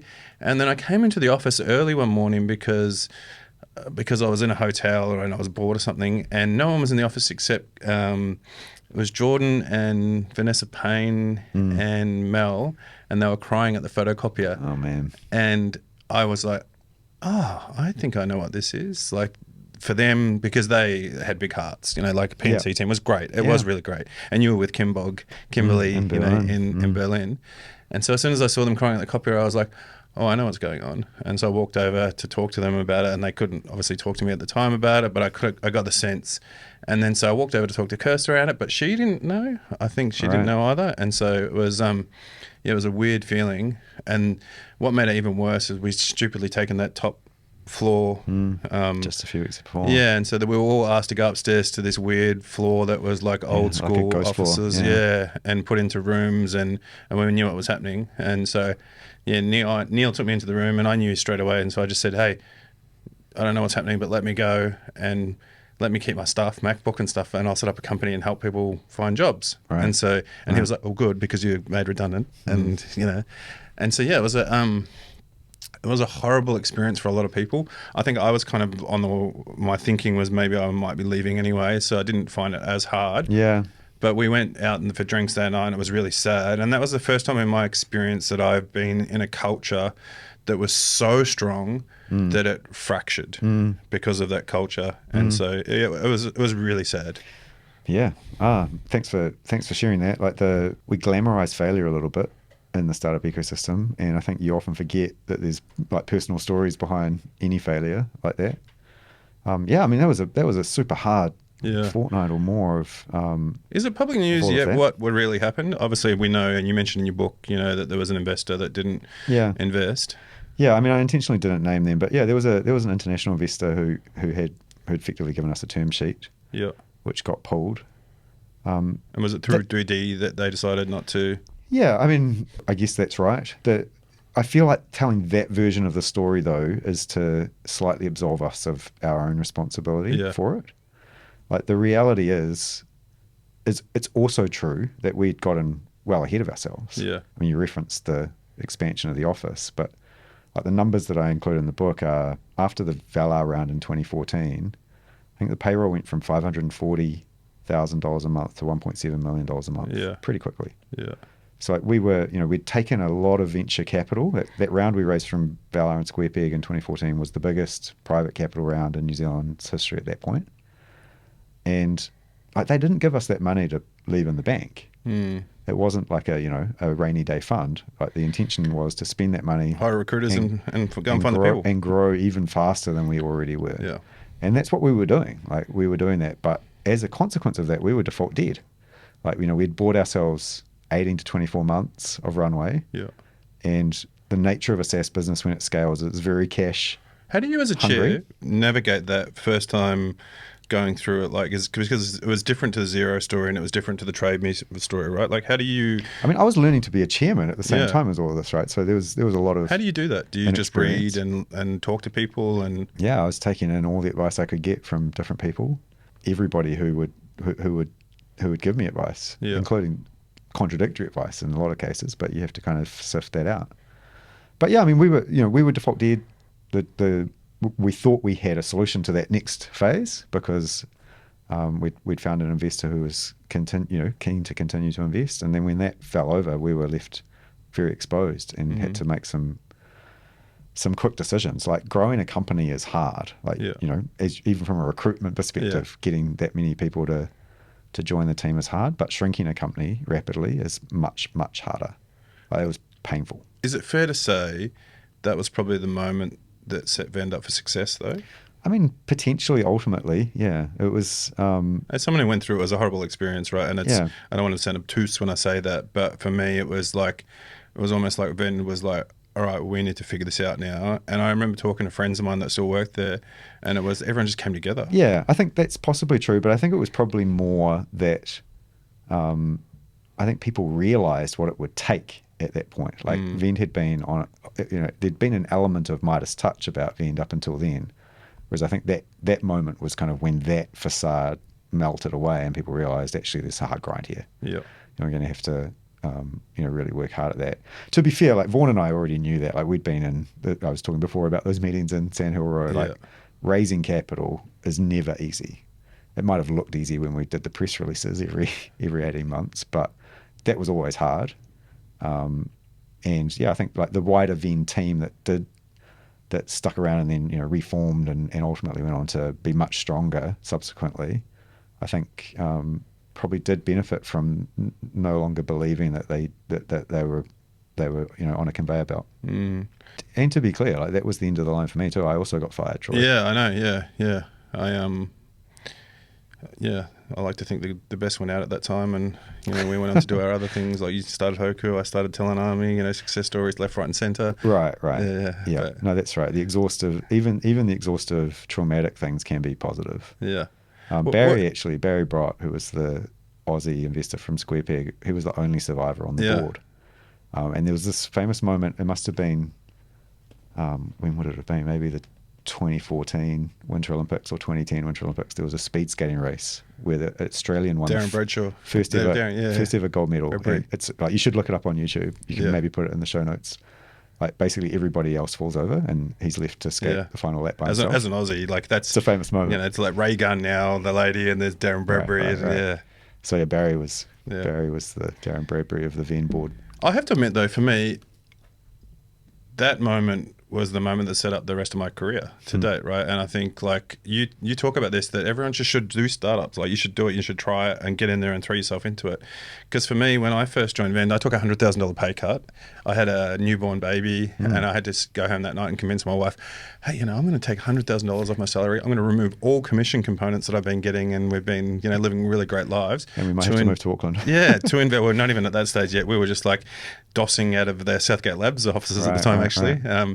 And I said, I'm going to do all this because I believe if I do this, I'm going to learn so much that it's going to help my career later in life. And she was like, we're divorced, but not at that stage. But for me, it was the greatest thing that I ever did for my career as a recruiter, because I learned way more than I would ever learn. Like it was like the 12 months that I was at Vend was 15 years worth of learning, and everything that I've done since has been because of that. And I feel like I'm 100% authentically able to tell startups my story, and resonate and empathize with them to help go on their journey. Yeah. And so, yeah, as I say in the first chapter, they change you. Like they change you somehow, and they sometimes break relationships too, which is unfortunate. Do you think all kinds of people learn more in startups? Oh, great question. Regardless, I'm sure of whether it's not they're startup universal, right? Because I think you have to have a growth mindset, otherwise you're not going to learn enough in those situations. It's probably just going to get hurt by it. But yeah, if you have that growth mindset, if you believe that you can improve, then I think there's lessons for everybody. Even if it goes really poorly, like, in some ways you learn more when it goes poorly because you get that feedback loop faster. Sure. Win or learn, right? Yeah. Well, I mean, Vend is a good example. Like when things are going very well, it's easy to get high on your own supply. Whereas when things are hard, you learn pretty quickly what's hard about it. It's kind of oxymoronic, right? Because you learn the most. Failure is the only teacher. You learn the most when that's happening, as long as you've got a quick feedback loop. Sure. And you can see the causes. But let me explain why the book's called How to Be Wrong. Like there's like a 2008 blog post around same era as Startup Theatre, but there's only 3 ways to be wrong. And I think this is a really important advice for anybody working on a startup right now. Like the first way to be wrong is to never even ask the question. Like just believe that it's going to work without measuring it. The second way to be wrong is to make an error. Like we're all human. We have our own biases, especially in the early stages of a venture. The early customers often don't teach you that much about what the wider audience is going to be. The third way is to lie, to know that it's not working, but to pretend otherwise, which is surprisingly common in the ecosystem especially. And the beautiful thing about that is when you break that down, those are only 3 ways to be wrong. And there are very easy things you can do if you have the right mindset, like we're describing, to not make those mistakes. Like you can make sure you ask the question, like to have an empirical basis for your confidence. And almost the exact opposite, like you start with an assumption that you're wrong. Like, if you start thinking that you're probably wrong and then you're constantly asking, like, where am I wrong? Then you're much more likely to find those errors or biases or early sampling mistakes. And the third way is to be honest. And that's either very easy or very hard depending on your character, I think. And even if you're just honest internally, like, Vaughan at Vend is a great example of that. Like he had a big public profile, which was full of confidence. But I know because we would often talk about it. Like he would also spend time in the tent thinking about what's actually true. And I was one, but he had others as well who were able to give him a close perspective of what was actually true. And that's if you do those 3 things, that's what gives you the conditions to be right. So you were whispering you're only a man in his ear? Oh no, I mean, I felt like my role at that point was to be gravity. Like, because it had gone so well and his profile was what it was, it's very easy to believe that you can fly. Yeah. When you're in that moment. And my job was just to say, physics, dude, like, what's actually true? What are we actually seeing? Like, how good are these people we're hiring in Wellington really? All of those things, and I just gave them little simple models really to think about that, and there's no revelation in there. Like, this is like, I could give you one of them, for example, is from the book Hope Is Not a Method, which is written by a US military dude. And he talked about this famous general from Vietnam who just had 3 questions, which is, what are we doing? What are we not doing? What we could do differently? And there's no revelation in those questions. It's pretty dry MBA sort of thinking. But the practice of asking those questions and sharing the answers with someone who's close enough to hold you to account. Is it the same as, is this making the ship go faster? Make the ship go faster. Yeah, that was a Trade Me mantra. And we stole that from Team New Zealand, the America's Cup team. They had this famous ad where they showed the office didn't have any jib board on the walls, for example, because it didn't make the boat go faster. So I think that sort of gelled with the Trade Me ethos. I remember some folks at Xero, this shows you why I never quite culturally fitted great at Xero. Like they started quoting that at Xero when I was there. And again, this is a tweet, I think. It was, you can't steer a boat that's not moving. So it's great that you want the boat to go faster, but first of all, let's build a rudder. Yeah. I love that your tweets used to quote all your tweets. Now you've got blog posts. Like, I'll call you and ask you a question and you'll email me with the thoughts, just a link, with a follow-up with a link to one of your blog posts. And I'm like, enjoyed reading that. Thank Do you. you think anything's fundamentally changed around the ethos of making the boat go faster in startups in the last 2 to 5 years? I mean, that particular example is, I mean, that's just become a catchphrase now. Like, you hear that all the time. Different founders and politicians even will say that. But I think it was a Peter Blake kind of idea. And it's from the 95 America's Cup when they won it for the first time, I'm pretty sure. It's like Red Sox era America's Cup. Sure. And so his thing was like, we've got one job. The job is to build the fastest boat. Like, what do we need? What do all of us need to do that contributes to that outcome? And it's a beautiful mindset. Like, if you in a very simple way, he captured the job that everybody had to do. And so it would be really, I mean, I'm projecting now because I've never obviously been part of an America's Cup team, but it would be very easy if you're like the fluid dynamics girl to get very deep into that and to lose sight of the bigger context, I think. If your job's to make sure that the crane that drops the boat into the water every day doesn't break, it's maybe hard to see how you're contributing to winning a trophy. But if you kind of just, as the team, culturally just repeat that over and over again, does it make the boat go faster? Is what we're deciding to do in this meeting going to contribute to that outcome? Then it cuts away a lot of noise, I suspect. I remember reading meeting. So that feels timeless, doesn't it? I think so. The question is whether the cultural ways of working, expectation setting, all of those things in startups in 2025 are more attuned to that than they have been in the past, either due to the excesses of COVID or whatever else. Yeah. I don't know if it's COVID so much, but I think, in a nod to the name of the show, I think it's easy to get distracted by all of that. Yeah. And spend all your time doing that or worrying about that or involved in that and forget that your job is to make the boat go fast. I remember, I'm curious, and I follow up with a second question to ask you the difference between these founders that you work with, right? Because I think that's really interesting. But I remember meeting Rod and we were referencing this conversation and we were talking about like making the boat go faster in some capacity. He says that a lot, or he used to say that a lot. Well, he said to me, what did he say to me? It's not the fast who eat the small. It's not the big who eat the small, but it's the fast who eat the slow. Yeah. Which I think was his probably. That was one of his lines. Yeah. I think that came from a Harvard Business Review article, I think. But yeah. And yeah, I mean, it's like self-evidently true, right? Like that's the theory of disruption in business. Really, is that the big incumbent often has so much baggage that they can't react to changing circumstances and misses a wave. They can sue.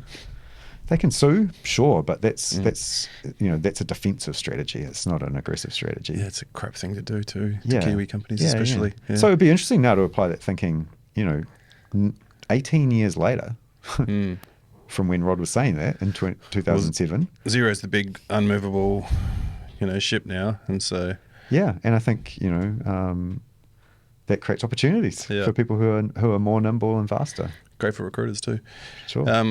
Hey, so let's talk about those different founders because, like, I've met them all, and they're all very different people. They all have their own personalities and traits and the likes. I won't say strengths and weaknesses, but like all of us. Yeah, they're all different people, right? And so, is there common threads across the four of them that you saw that were similar? I mean, I would extrapolate out even beyond those four. Like I think I've done like 22 or 26 investments or whatever it is, and I don't know if two of the founders have been the same. Yeah.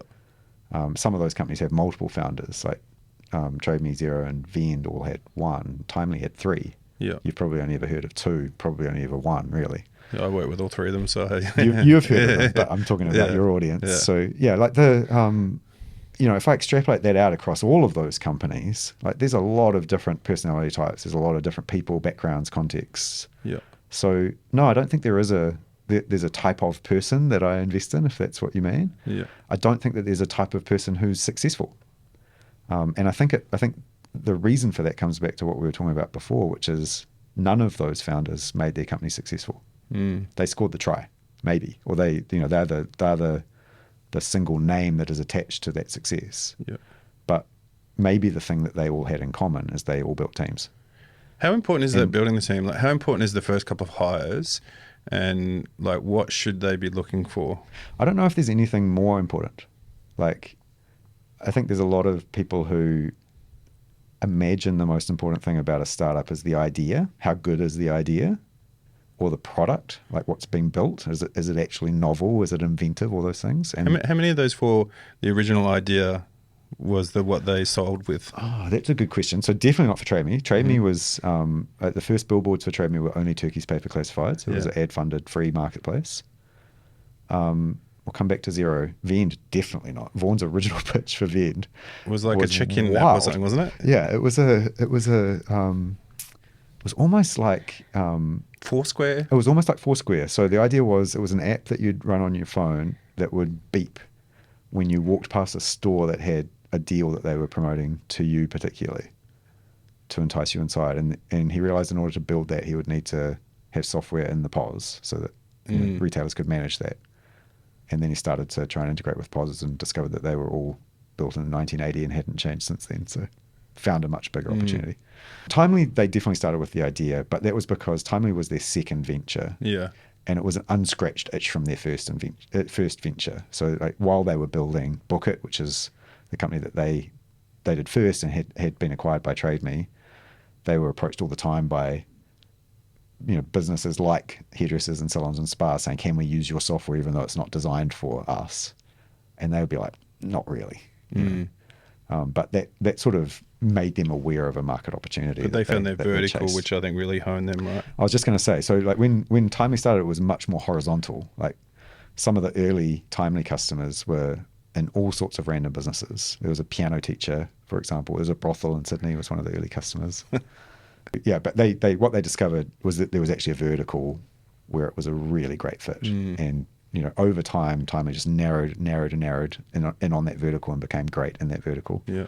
Xero is an interesting one. So I do, in the book, tell the story of the original name for Xero, which was Accounting 2.0. Yeah, Hamish was my neighbour, and so I remember this from back in the day. Yeah. I think Hamish's preferred name It was some name of a was guy, wasn't Piccoli, it? Yeah. which is the inventor of double entry ledgers, which is very, Hamish's origin story of Xero versus Rod's origin story of Xero versus right. I'm sure neither of them are true, by the way. Yeah. But yeah, so Rod, I think, cut through that debate by spending 25 grand on the Xero domain name, and that was the name. Yeah. But the product itself was always going to be what it was. Like I think the genius of that business was seeing the coming wave of SaaS. Yeah. And realizing that of all the possible SaaS applications for small business, accounting was kind of at the heart of all of them. And the gamification of it in the early product, right? That's right. And Rod, this is all part of building the team. So, some of the first people that Rod hired was a design team. Like when I left Trade Me, the Trade Me design team was Tim James. Yeah. Like it wasn't a team. It was one guy. And I mean, he's an amazing designer and illustrator. Actually, you said that most of the most important meetings happen around his screen. All of the important meetings were at his desk. But I joined the team at Xero. I love that you reference so many people in that book. There's so many names in that book that I'm like, chef's kiss, because everyone in a startup plays a little part, and to read your name in a book like that would be such a thrill for someone that probably hasn't. I hope so. Yeah, I hope that's true. Certainly Tim deserves a lot more credit than he's ever received for the success of Trade Me. Yeah. I joined the team at Xero, and they had like 7 or 8 or 9 designers out of a team of like 30 when I joined, which was like, it was a bit of a mind melt for me. But like that was baked into the ethos of the team from the beginning, was that it was going to be very. Was it beautifully designed accounting software then? That became the tagline. No, it wasn't during my era. Yeah. But the concept of that was baked in. Like Phil Feelinger had spent a lot of time trying to work out how to do bank reconciliation, which is kind of like the most, mind-numbing part of accounting software in a way that felt like a PlayStation. Yeah. And so and he broadly achieved that. So that was an important part of what made Xero seem interesting in the beginning, was that the software looked good. And it had been considered, like it hadn't just been thrown together by software engineers. I'm going to go back to where we started with this topic, is the people that you hire. Like we referenced, you said that it's probably the most important thing. You actually started by asking about the 4 founders. Yeah. And I'm much less interested in talking about them because they're only just one name in a team of people who made these successful companies. And as you say, it's a delight for me to be able to name so many of the other folks who worked on those companies and my regret is I could have included 5 or 6 or 7 or 8 times as many names, and then the book would have just been a phone book. But, you know, all of those companies had so many people that were instrumental and load bearing on their success. So it was a novelty for me reading. Like, even I was like, Phil Cox, oh, my mate Phil, and there, you know, like it was kind of cool. yeah, What was Phil was like 12 years old when we hired him, or something like Yeah, I that. think He still feels like I was going to say he still looks like he's 12 years old. That guy, like we've aged so much, and he just seems to be the same. But so what is it about? Like, what are the character traits that you're trying to bring in for someone that's listening to this? We have a lot of early stage founders and entrepreneurs listening to this podcast. I'm big on matchmaking founders together to help them, and I'll do it a lot of the time with Talent Army for free because I'm playing the long game, right? Hopefully they make it and I can help them when they raise some money. But for me, it's really important to find people that complement the skills and don't just whack 3 people that are exactly the same together. Yeah. Yeah. So let's break it down to those 2 stages we talked about before. Yep. I think in the early stages, like as you were sort of referencing before, you need people who are willing to come in and roll their sleeves up for a start and do all the jobs, because, you know, when you join an early stage startup, you don't get to be the database engineer or the global sales lead. You know, when the phone rings, you have to pick it up. When the database needs restoring, you need to tip in and be able to help. So like, I think there's a generalist sort of type of person who's very suited to those early stages. Like a Jesse or a Nick or all of those examples in the book. Like, there's a reason why those companies were successful as a result of those people. And I think also people who can work together well. Like if in the early stage of the company, you're having constant debates about every little thing, it's going to slow you down a lot. And so, like the little sporting analogy I use for that is a rowing 8. Like if you imagine a rowing 8, those people are all picked for uniformity, you know, because that's what lets the boat go fast. You need to be coordinated, which is not to say you don't disagree. Like, you know, the friction of bouncing ideas off each other is really important, but you just can't get bogged down. And then as the company grows, I think that almost flips around entirely to the opposite, which is as the company grows, you need people who bring specific expertise rather than just being generalist. They're able to, you know, apply some deep expertise to a specific area that needs a solution and build their own sort of sub-teams around that and, you know, think about how that contributes to the bigger whole. And yeah, it also at that stage starts to become a problem if everybody you've hired is a white bearded dude, you know, like because that lets you go fast in the beginning, but it slows you down massively in the end because you end up with huge blind spots. Yeah. And so like people who, as the team grows, people who really empathize with your customers, like for Timely, you know, the 3 founders, you know, they're not deep in the world of health and beauty businesses. But as the team grew, finding people who were, or at least who were inclined to do that work, was a critical success factor. Yeah. So yeah, that whole idea of like, how do we build a team that actually complements each other becomes critical. So don't just throw up a post on a Facebook Marketplace group and... No, you have to be much more intentional in your hiring. I'm sure you'll be delighted to hear that, Troy. Yeah, good to hear. Yeah. Hey, so you reference obviously in this book the hard things, right? And it's like I put this book, it's in the hard thing about hard things category, right? Like one of the reads that I've had so far that I've been like, I feel like I'm in the story. I feel like it's a true story. It's a true reflection, and it's got some really good messaging that people are going to like take some really good learnings from. So there's some challenges and things that, you know, the problems that you've solved. What was the moments though that you knew, holy shit, we're going to make it here? So if we go through like those top 4, Trade Me, Xero, Vend and Timely, when was the moment in your head that you were like, oh shit, this is going to be a thing? Yeah. There was a moment shortly after I got back from London at Trade Me where the office was full of TV cameras and we turned on it was 3 News. John Campbell was still the newsreader. And he introduced the story just by saying, you know, on Trade Me, whatever had happened, whatever. And I was like, he didn't even explain what it was. Like back in the day, any media would be, you know, Trade Me, which is a online auction site on the internet where people can buy and sell secondhand goods without having to meet in person. You know, and he didn't do that. He just skipped all of that. And there was an assumption that everybody watching already knew what it was, and it was a real realization for me that we'd reached a point where, you know, it was becoming an icon. A verb, yeah. So that was a very memorable moment for Trade Me. For Xero, I think the realization came long after I'd finished working there. I was still an investor, am still an investor, but the critical moment for Xero was when they latched onto the accountant's sales channel. Yeah.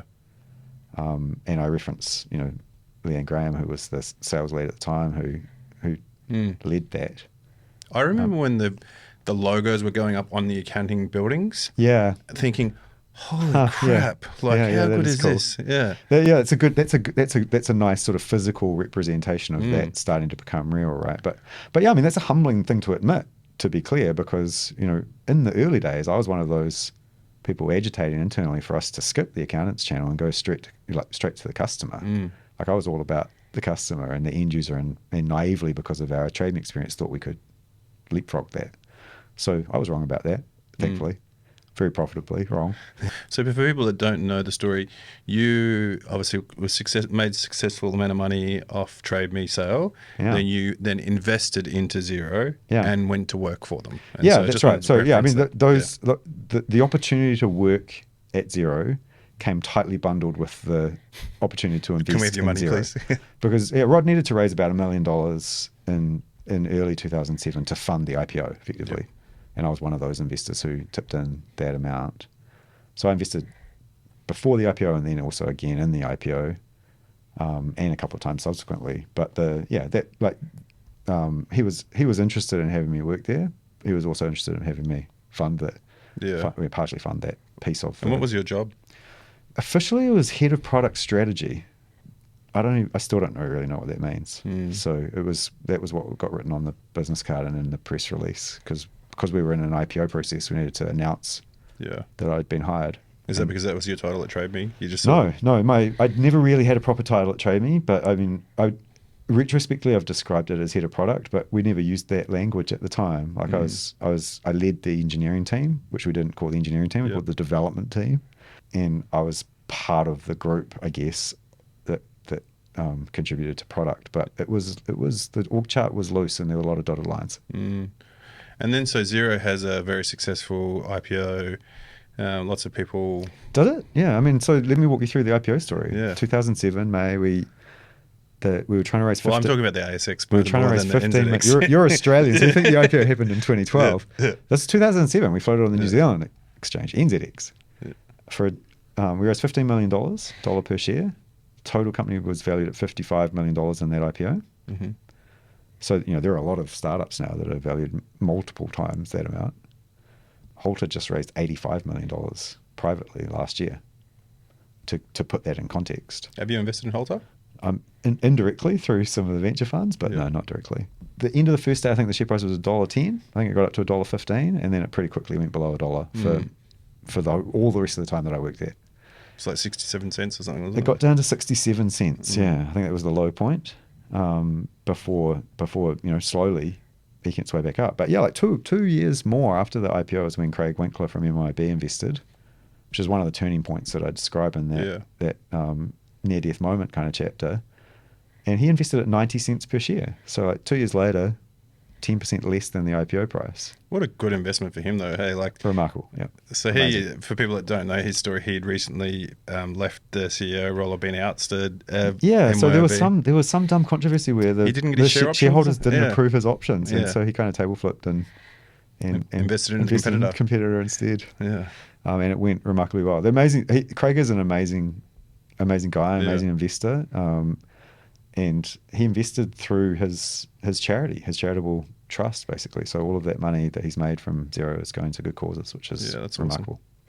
So I didn't mean to gloss over the NZX story there, because obviously it was. Most Australians think that Xero is an Australian company that was founded in 2012 when it floated on the Australian Stock Exchange. No. Well, I was living in Greytown with Hamish, you know, back then, and so like I remember the early days in the old bank and the likes. And I should have taken his advice more so to invest. Yeah, I mean the ASX listing was an amazing point in time. I think it was $1.45 float on in Australia, and Yeah. it went pretty quickly, like $45. So I guess what I was trying to get to is that you made enough money then to not have to even think about working again, right? And so what was it about you that was like, all right, I'm going to transition now into an investor, and as an investor, how did you find not working? Like, how did you find to like advise and not to be in the details? I mean, I was sort of in the details, so I guess I sort of had best of both worlds in some ways by virtue of the companies that I chose to invest in. But yeah, I mean, I was retired for like 6 or 7 months before I got kicked out of the house, and I'm not very good at doing nothing. Yeah. So that wasn't ever going to be a long-term answer for me. So you were all right, I'm going to start investing. So, I mean, I sort of already had, like Xero was a beautiful hybrid Yeah. because it was a job and an investment. And so, yeah, I thought that, I'm obviously good at this because check out the first one. Well, I'm curious. And that was, I pretty quickly got punched in the face. If we take Xero off the table, out of all your investments, what would you have thought would have been the best investment? Like when you invested at the time, you thought, all right, this is the one, because there was like 22 of them, right? And so yeah, so I mean, I have quite a different mindset to how I invest to what you might perceive an early stage investor to have. Like I want every company that I invest in to be great, and I'm not interested in investing in the most companies. Like I'm not trying to build a portfolio of companies. I'm just curious to see if you got it right. And Which one did I think had the most potential? I mean, definitely not Vend. There was another investment that we made through Southgate Labs at almost the exact same time as Vend. Is that when you made the called iPad? Go-Vocab. Oh, yeah. Who were 2 young guys who were super hungry, and they'd built this really cool app for language teachers. And I thought it was amazing. I thought they'd executed it really well. They were like really hungry. There were 2 of them for a start. Like one of the things that I remember thinking about Vend as being a risk factor was that Vaughan was sort of a solo founder, Vaughan and Mel, but Yeah. and these 2 guys, I thought they were going to be great. And what's more, Cos was the one within our team who rolled his sleeves up and offered to work on that one. So I was like, we've got all the elements here. Yeah. And it just didn't work. So yeah, it's very difficult to tell in advance. But yeah, I haven't made any investments that I didn't think were going to be great because I can't afford to. Like my constraint is time. I only want to work. I want to work closely with these companies, and I can only do that for so many of them. So do you want to invest and be on the board? Is that your goal? I did back then. So that was like when I started doing that investment. You got to remember this is 2010, 2012. Those investments in Vend and Timely now are a long time ago, and the options for founders back then, broadly speaking, were angel clubs, like old school equity funds, or going overseas.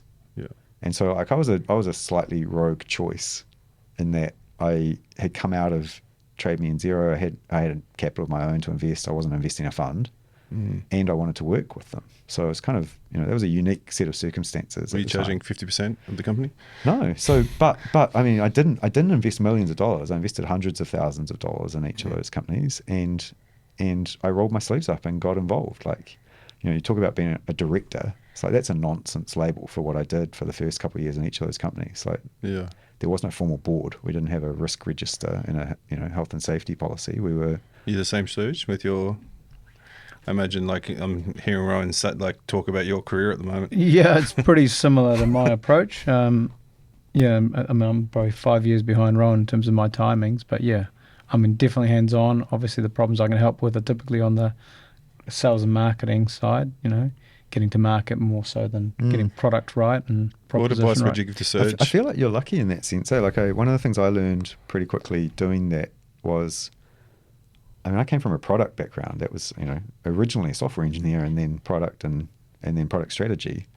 And none of the companies I invested in had any problems in that area, really. Like, we had a few interesting conversations, but broadly speaking, I invested in people who were also good at that stuff. And so what I discovered pretty quickly is the things that I needed to work on were the things that I wasn't good at. So there was a steep learning curve in all of those areas. So, I mean, one of the things I did with Vaughan in the very beginning was help him build out the financial model a little bit so he could actually, manage that aspect of the business.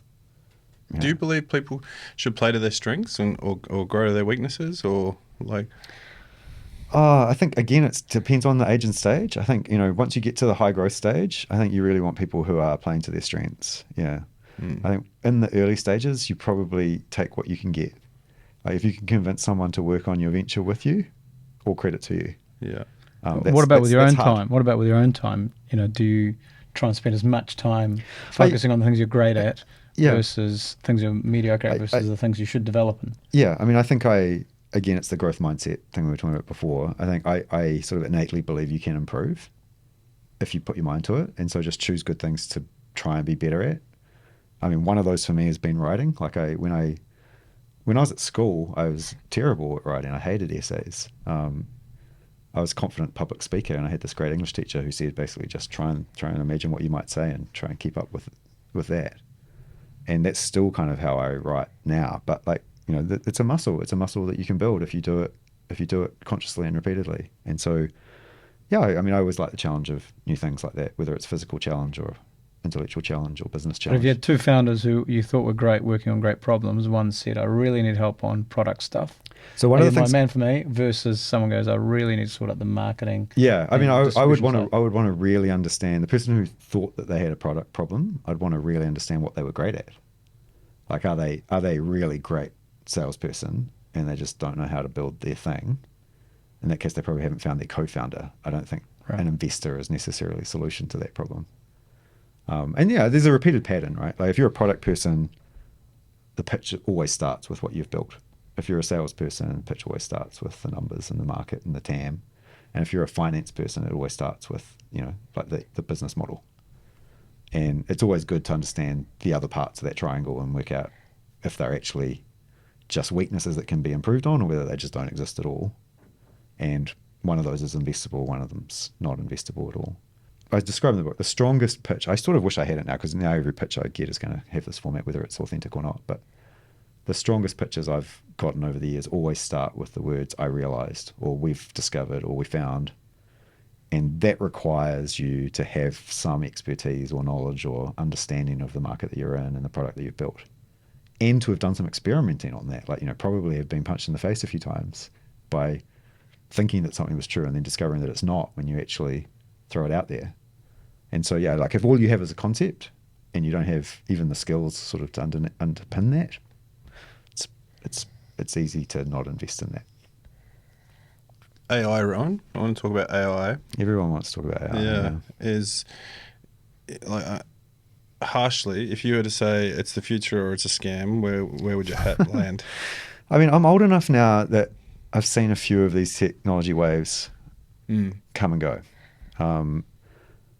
That's what I'm curious to know is like, because I think largely for me, I would say, who knows is the truth. But if I was to put my hat in one, I would say it's a fad, Oh, really interesting. I think anyone who claims to know is probably trying to sell you something. Yeah. So I'd say that for a start. But it's also just a tool. Yeah. And it's not interesting in and of itself.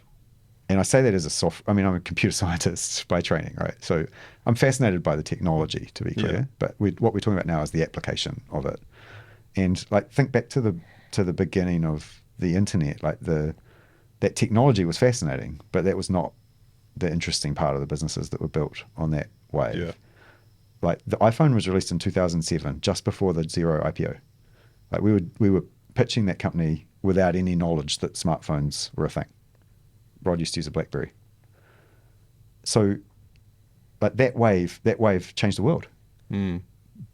The technology is not the interesting thing about that, though. It's like what did that technology allow? What problems did that allow founders and entrepreneurs and product people to address? Yeah. And so, when I'm asked about AI now, and I get asked about it all the time, like it wasn't just a facetious comment before. I've had some very random people from different organizations reach out and say, we'd like some advice on our AI strategy. And it always makes a little disconnect in my brain because I don't necessarily always think of those organizations as needing an AI strategy. Yeah, and that's why I say fad for me, because like I don't say it's like a fad that's like hey, it's going to be here to gone tomorrow. I think it's going to be here forever, but it's the tooling that we're using. Yeah, my advice is timeless, really. Whether you're talking about the internet wave or the mobile wave or now the AI wave, is start with the customer.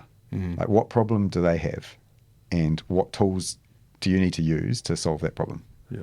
And if AI is one of those tools, and it probably is in many situations, that's awesome. Yeah. Use it.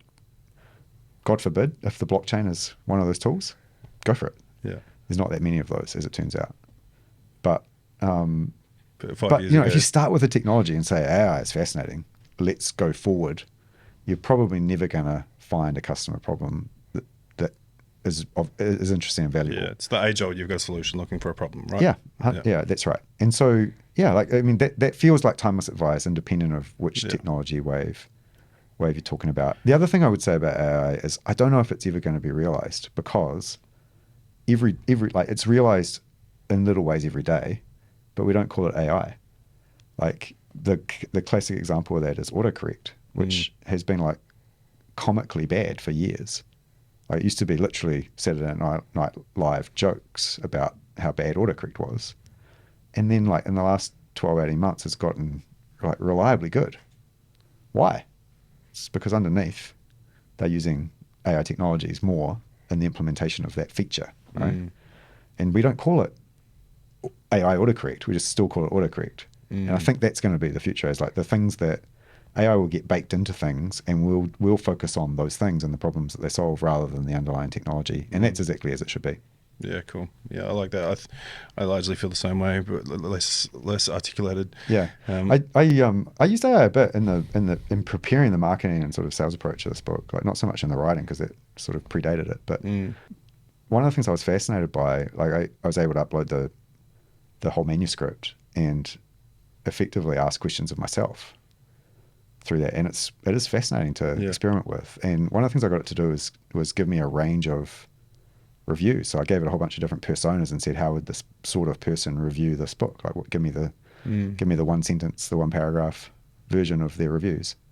And I got some amazing insights back from that, which, you know, is really fascinating and interesting. So if you've got a big enough corpus of data to throw at these things, already they can give you some interesting insights. Yeah. I'm really fascinated with, like, user experience, especially, right? Like, to get like real fast user experience feedback with, like, using AI from personas. And so, but yeah, I think it's, for me, AI is a tool. It's going to be a fascinating tool that we're going to use more and more. But there's so many people now using, like, I'm an AI expert and I'm going to build. Yeah, which again, like, that's totally consistent with all of the previous technology waves. Is like people focused on the technology, not on the customer problem. Yeah. Hey, one of my you talked about reviews, which is a good segue into it. One of my favorite reviews of yours. Well, there's two actually. There was Nicky Skiback. Yeah, that we see. He said it was Oscar Wilde said a man should live a life. And he said Rowan's been lucky enough to live 4 of them, you know, through these, which I think is really cool. The reason why I want to say that is because the reason why I tell an army recruit startups is because I think life's short, you know, and I want to help or push people if I can into living a life and just going for it, you know. And I don't make the most money from recruiting in startups. You know, I could make way more money if I did public sector, you know, and corporate. But I love it because I love seeing people have an opportunity of just going for it. And so, like, when I read that review, I thought, yeah, startups, you are living a life almost, right? It's compressed, yeah. Yeah, and it's like 1 year of me working at Vend was 10 years in, you know, dog years or whatever it is, right? My other favorite testimonial was from your daughter. Yeah. Dad doing businessy things again. Typical businessy waffle we've come to expect from you over the years, I think, was the exact review. And the reason why I bring this up is because if your daughter or, you know, any one of your kids comes to you right now and says, Dad, I'm going to do a startup, what's the advice that you would sit down and give them? Like, and that's what I'd be keen to hear.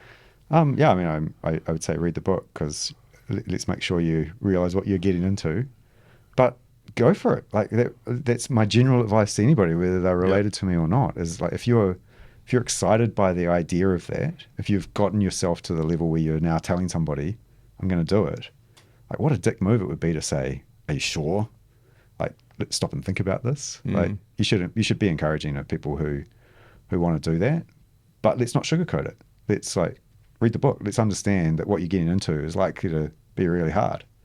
It's probably likely to not work. And what are you going to do then?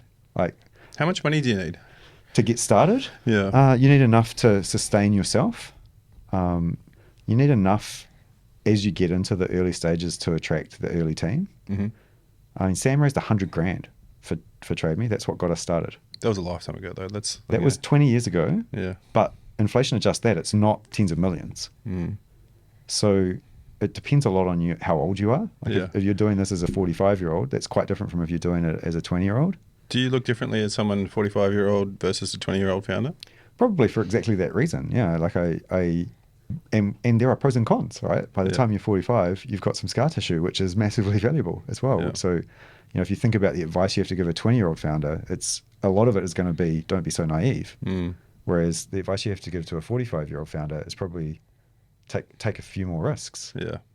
I like whenever I work with a 45-year-old founder versus a 20-year-old founder, I like them both for different reasons. Sure. I like the young founder because they're young and they're just going to go for it. And, Yeah. and I like the 45-year-old founder because they can't afford to fail. Yeah. Like they. Yeah. They, I mean, one of the great things about a 20-year-old founder is that they're completely disinterested in what was successful at Timely or Xero or Vend or Trade Me. Like those stories for them are ancient. in some cases before they were born. Yeah.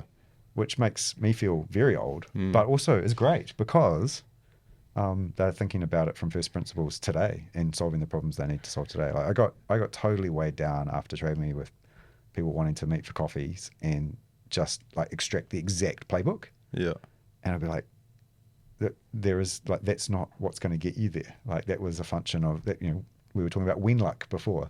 Like that was what got us there, and what got us there was that we thought about it from first principles in terms of what was going to work for us in that moment. And people who are interesting to me are the ones who are doing that thinking today. You talked about, like, when reading your book, you talked about the fortunate people that you had around you at the start, like, the Movac guys and other, like, friends of yours that you sort of all put together. Yeah. How important is, like, mentoring, and how important is having people around you that, you can ask questions to? I don't know if there's anything that's more important. I think, it's a bit of a cliche, but you're the average of the people that you surround yourself with. And I think you can engineer outcomes for yourself that way. That's luck, by the way. So yeah, I think that's massively important. I mean, there were a few people who were instrumental in creating these outcomes for me, and it's a delight to be able to name them in the book because I wouldn't be writing the book otherwise. But everybody can find those people. Like there was no sort of lightning in a bottle about that. Like those people are everywhere. It's most people don't capitalize on that. And how does the average person find out when the people giving him or her advice are How do they filter? not useful? Yeah, I mean, I think that might be one of the things that separates the people who ultimately get on to write books from those that are forgotten, is having the judgment to tell. Like one of the little throwaway lines I use all the time is the best founders choose their investors. And that's a judgment thing, right? Like it's not, like for a lot of people, it wouldn't be self-evident who the best investors are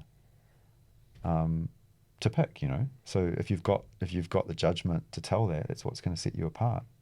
But again, you think about it, like what do you need? Like if you're actually not just following the playbook that you've seen others execute, but you're actually thinking about it for yourself, that's how you get those answers. Great. Hey, Rowan, we're running out of time here. I'm getting the hurry up from Jono because he's going to have to edit this down for us. Good luck with that. Yeah, I really enjoyed chatting with you. One thing I'm curious, how did it feel shipping something again? Feels great. Yeah, it's very satisfying to hold it in your hand. Like I've learned a lot about creating a physical product. Haven't really done a lot of that over the years. Were you involved in everything? I was, yeah. So I started the project with a old school publisher.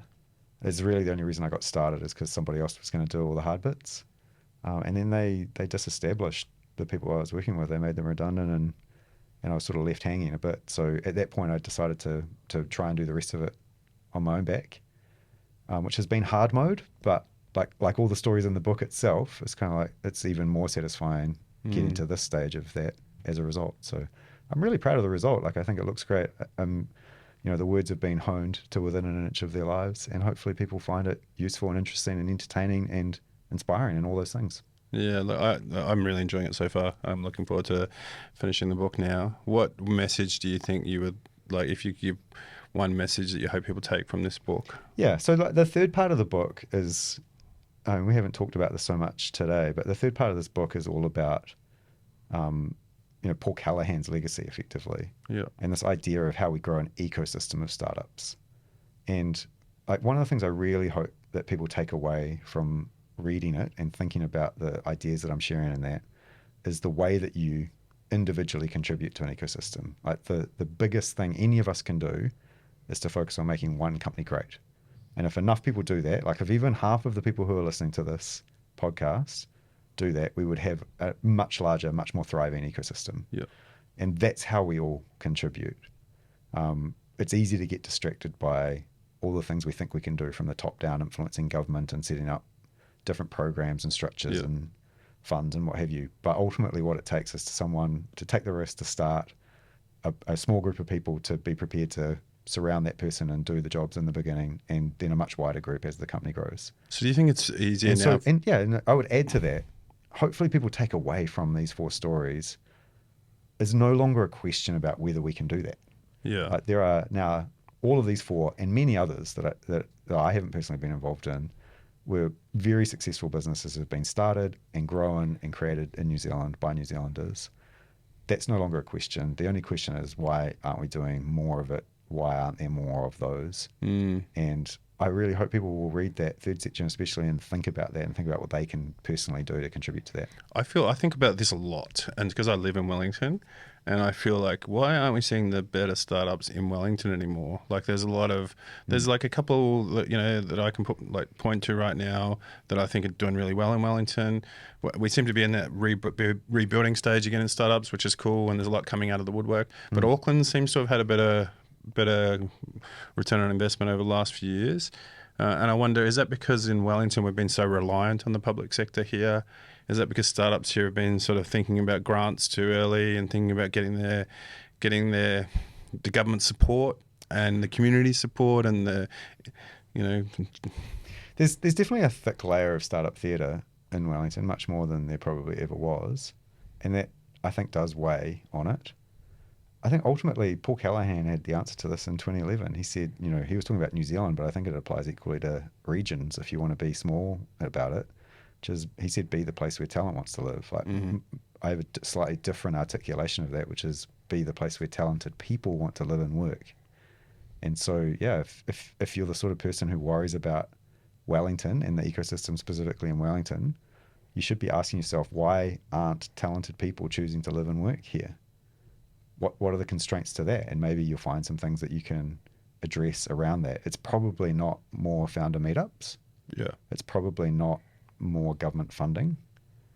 It's probably dumb things like better housing and all the things that are kind of boring political questions to try and address. But those are the solutions. And yeah, I mean, the other thing I would say too is don't be regional about it. Like New Zealand itself as an entity is small. Think larger in context about that. Capital is global. Talented people are everywhere in the world. You don't need to define yourself by the specific suburb that you live in. But also, don't worry about how many startups there are in your city. Like, worry about how many startups there are in your street. And if you make one good one for your street, you'll contribute to the bigger problem. Yeah, I really like that. That's a good way. It's a good way of thinking about it. Hey, this has been an excellent chat, man. I really appreciate it. Yeah, as you may reference, I've been chasing to get you on the podcast for a long time. Yeah. It's quite funny, actually, for those that don't know. I said to Rowan, hey, come on, man, I've been doing this podcast, really keen to get you on. And you said to me, yeah, I'm not sure yet. And you said, I'm not sure what I'd be selling yet. And you said, because most people, when they come on your podcast, they should be selling something. And it made me really, you stopped me in my tracks when you said that, because I was like, the reason why I set this podcast up was because hopefully people could share lessons and learnings, and so for me, it sort of spun me in my tracks a little bit, because I was like, I never really thought about people coming on the podcast to sell, but if I watch and listen to some back now, I was like, well, what was I thinking? But I think, you've definitely come on because you've got a book out now, but I was really keen to get those lessons out, and not only just because I got a book out now, but the thinking has kind of been done, right? When we had that conversation, I was still working on the writing, so it felt half baked. Whereas now it's all there for anybody to read and buy and share, hopefully. Yeah, and I wish more people did it, to get their words out and get their thoughts out, because it's like cave drawings, right? Like all these drawings that we see now that were probably a stipulation and a moment in time that we don't get the full picture of, but we just get that story, like the origin story that's been passed down and changed 18 different times, and then that's all we have as a lesson. So I wish more people got their words out, and I wish more people were abrasively honest isn't the right one, but maybe able to articulate themselves truthfully. Yeah. Nice one. What do you think, Serge? Yeah, I think it's been great to have you on our inaugural show of Startup Theatre. Congrats on the book out. I think the essence I took away from the conversation is there's a lot of glamour and glitz and whatever about startup, and obviously you labelled that a long time ago Startup Theatre, and we're going to keep that name.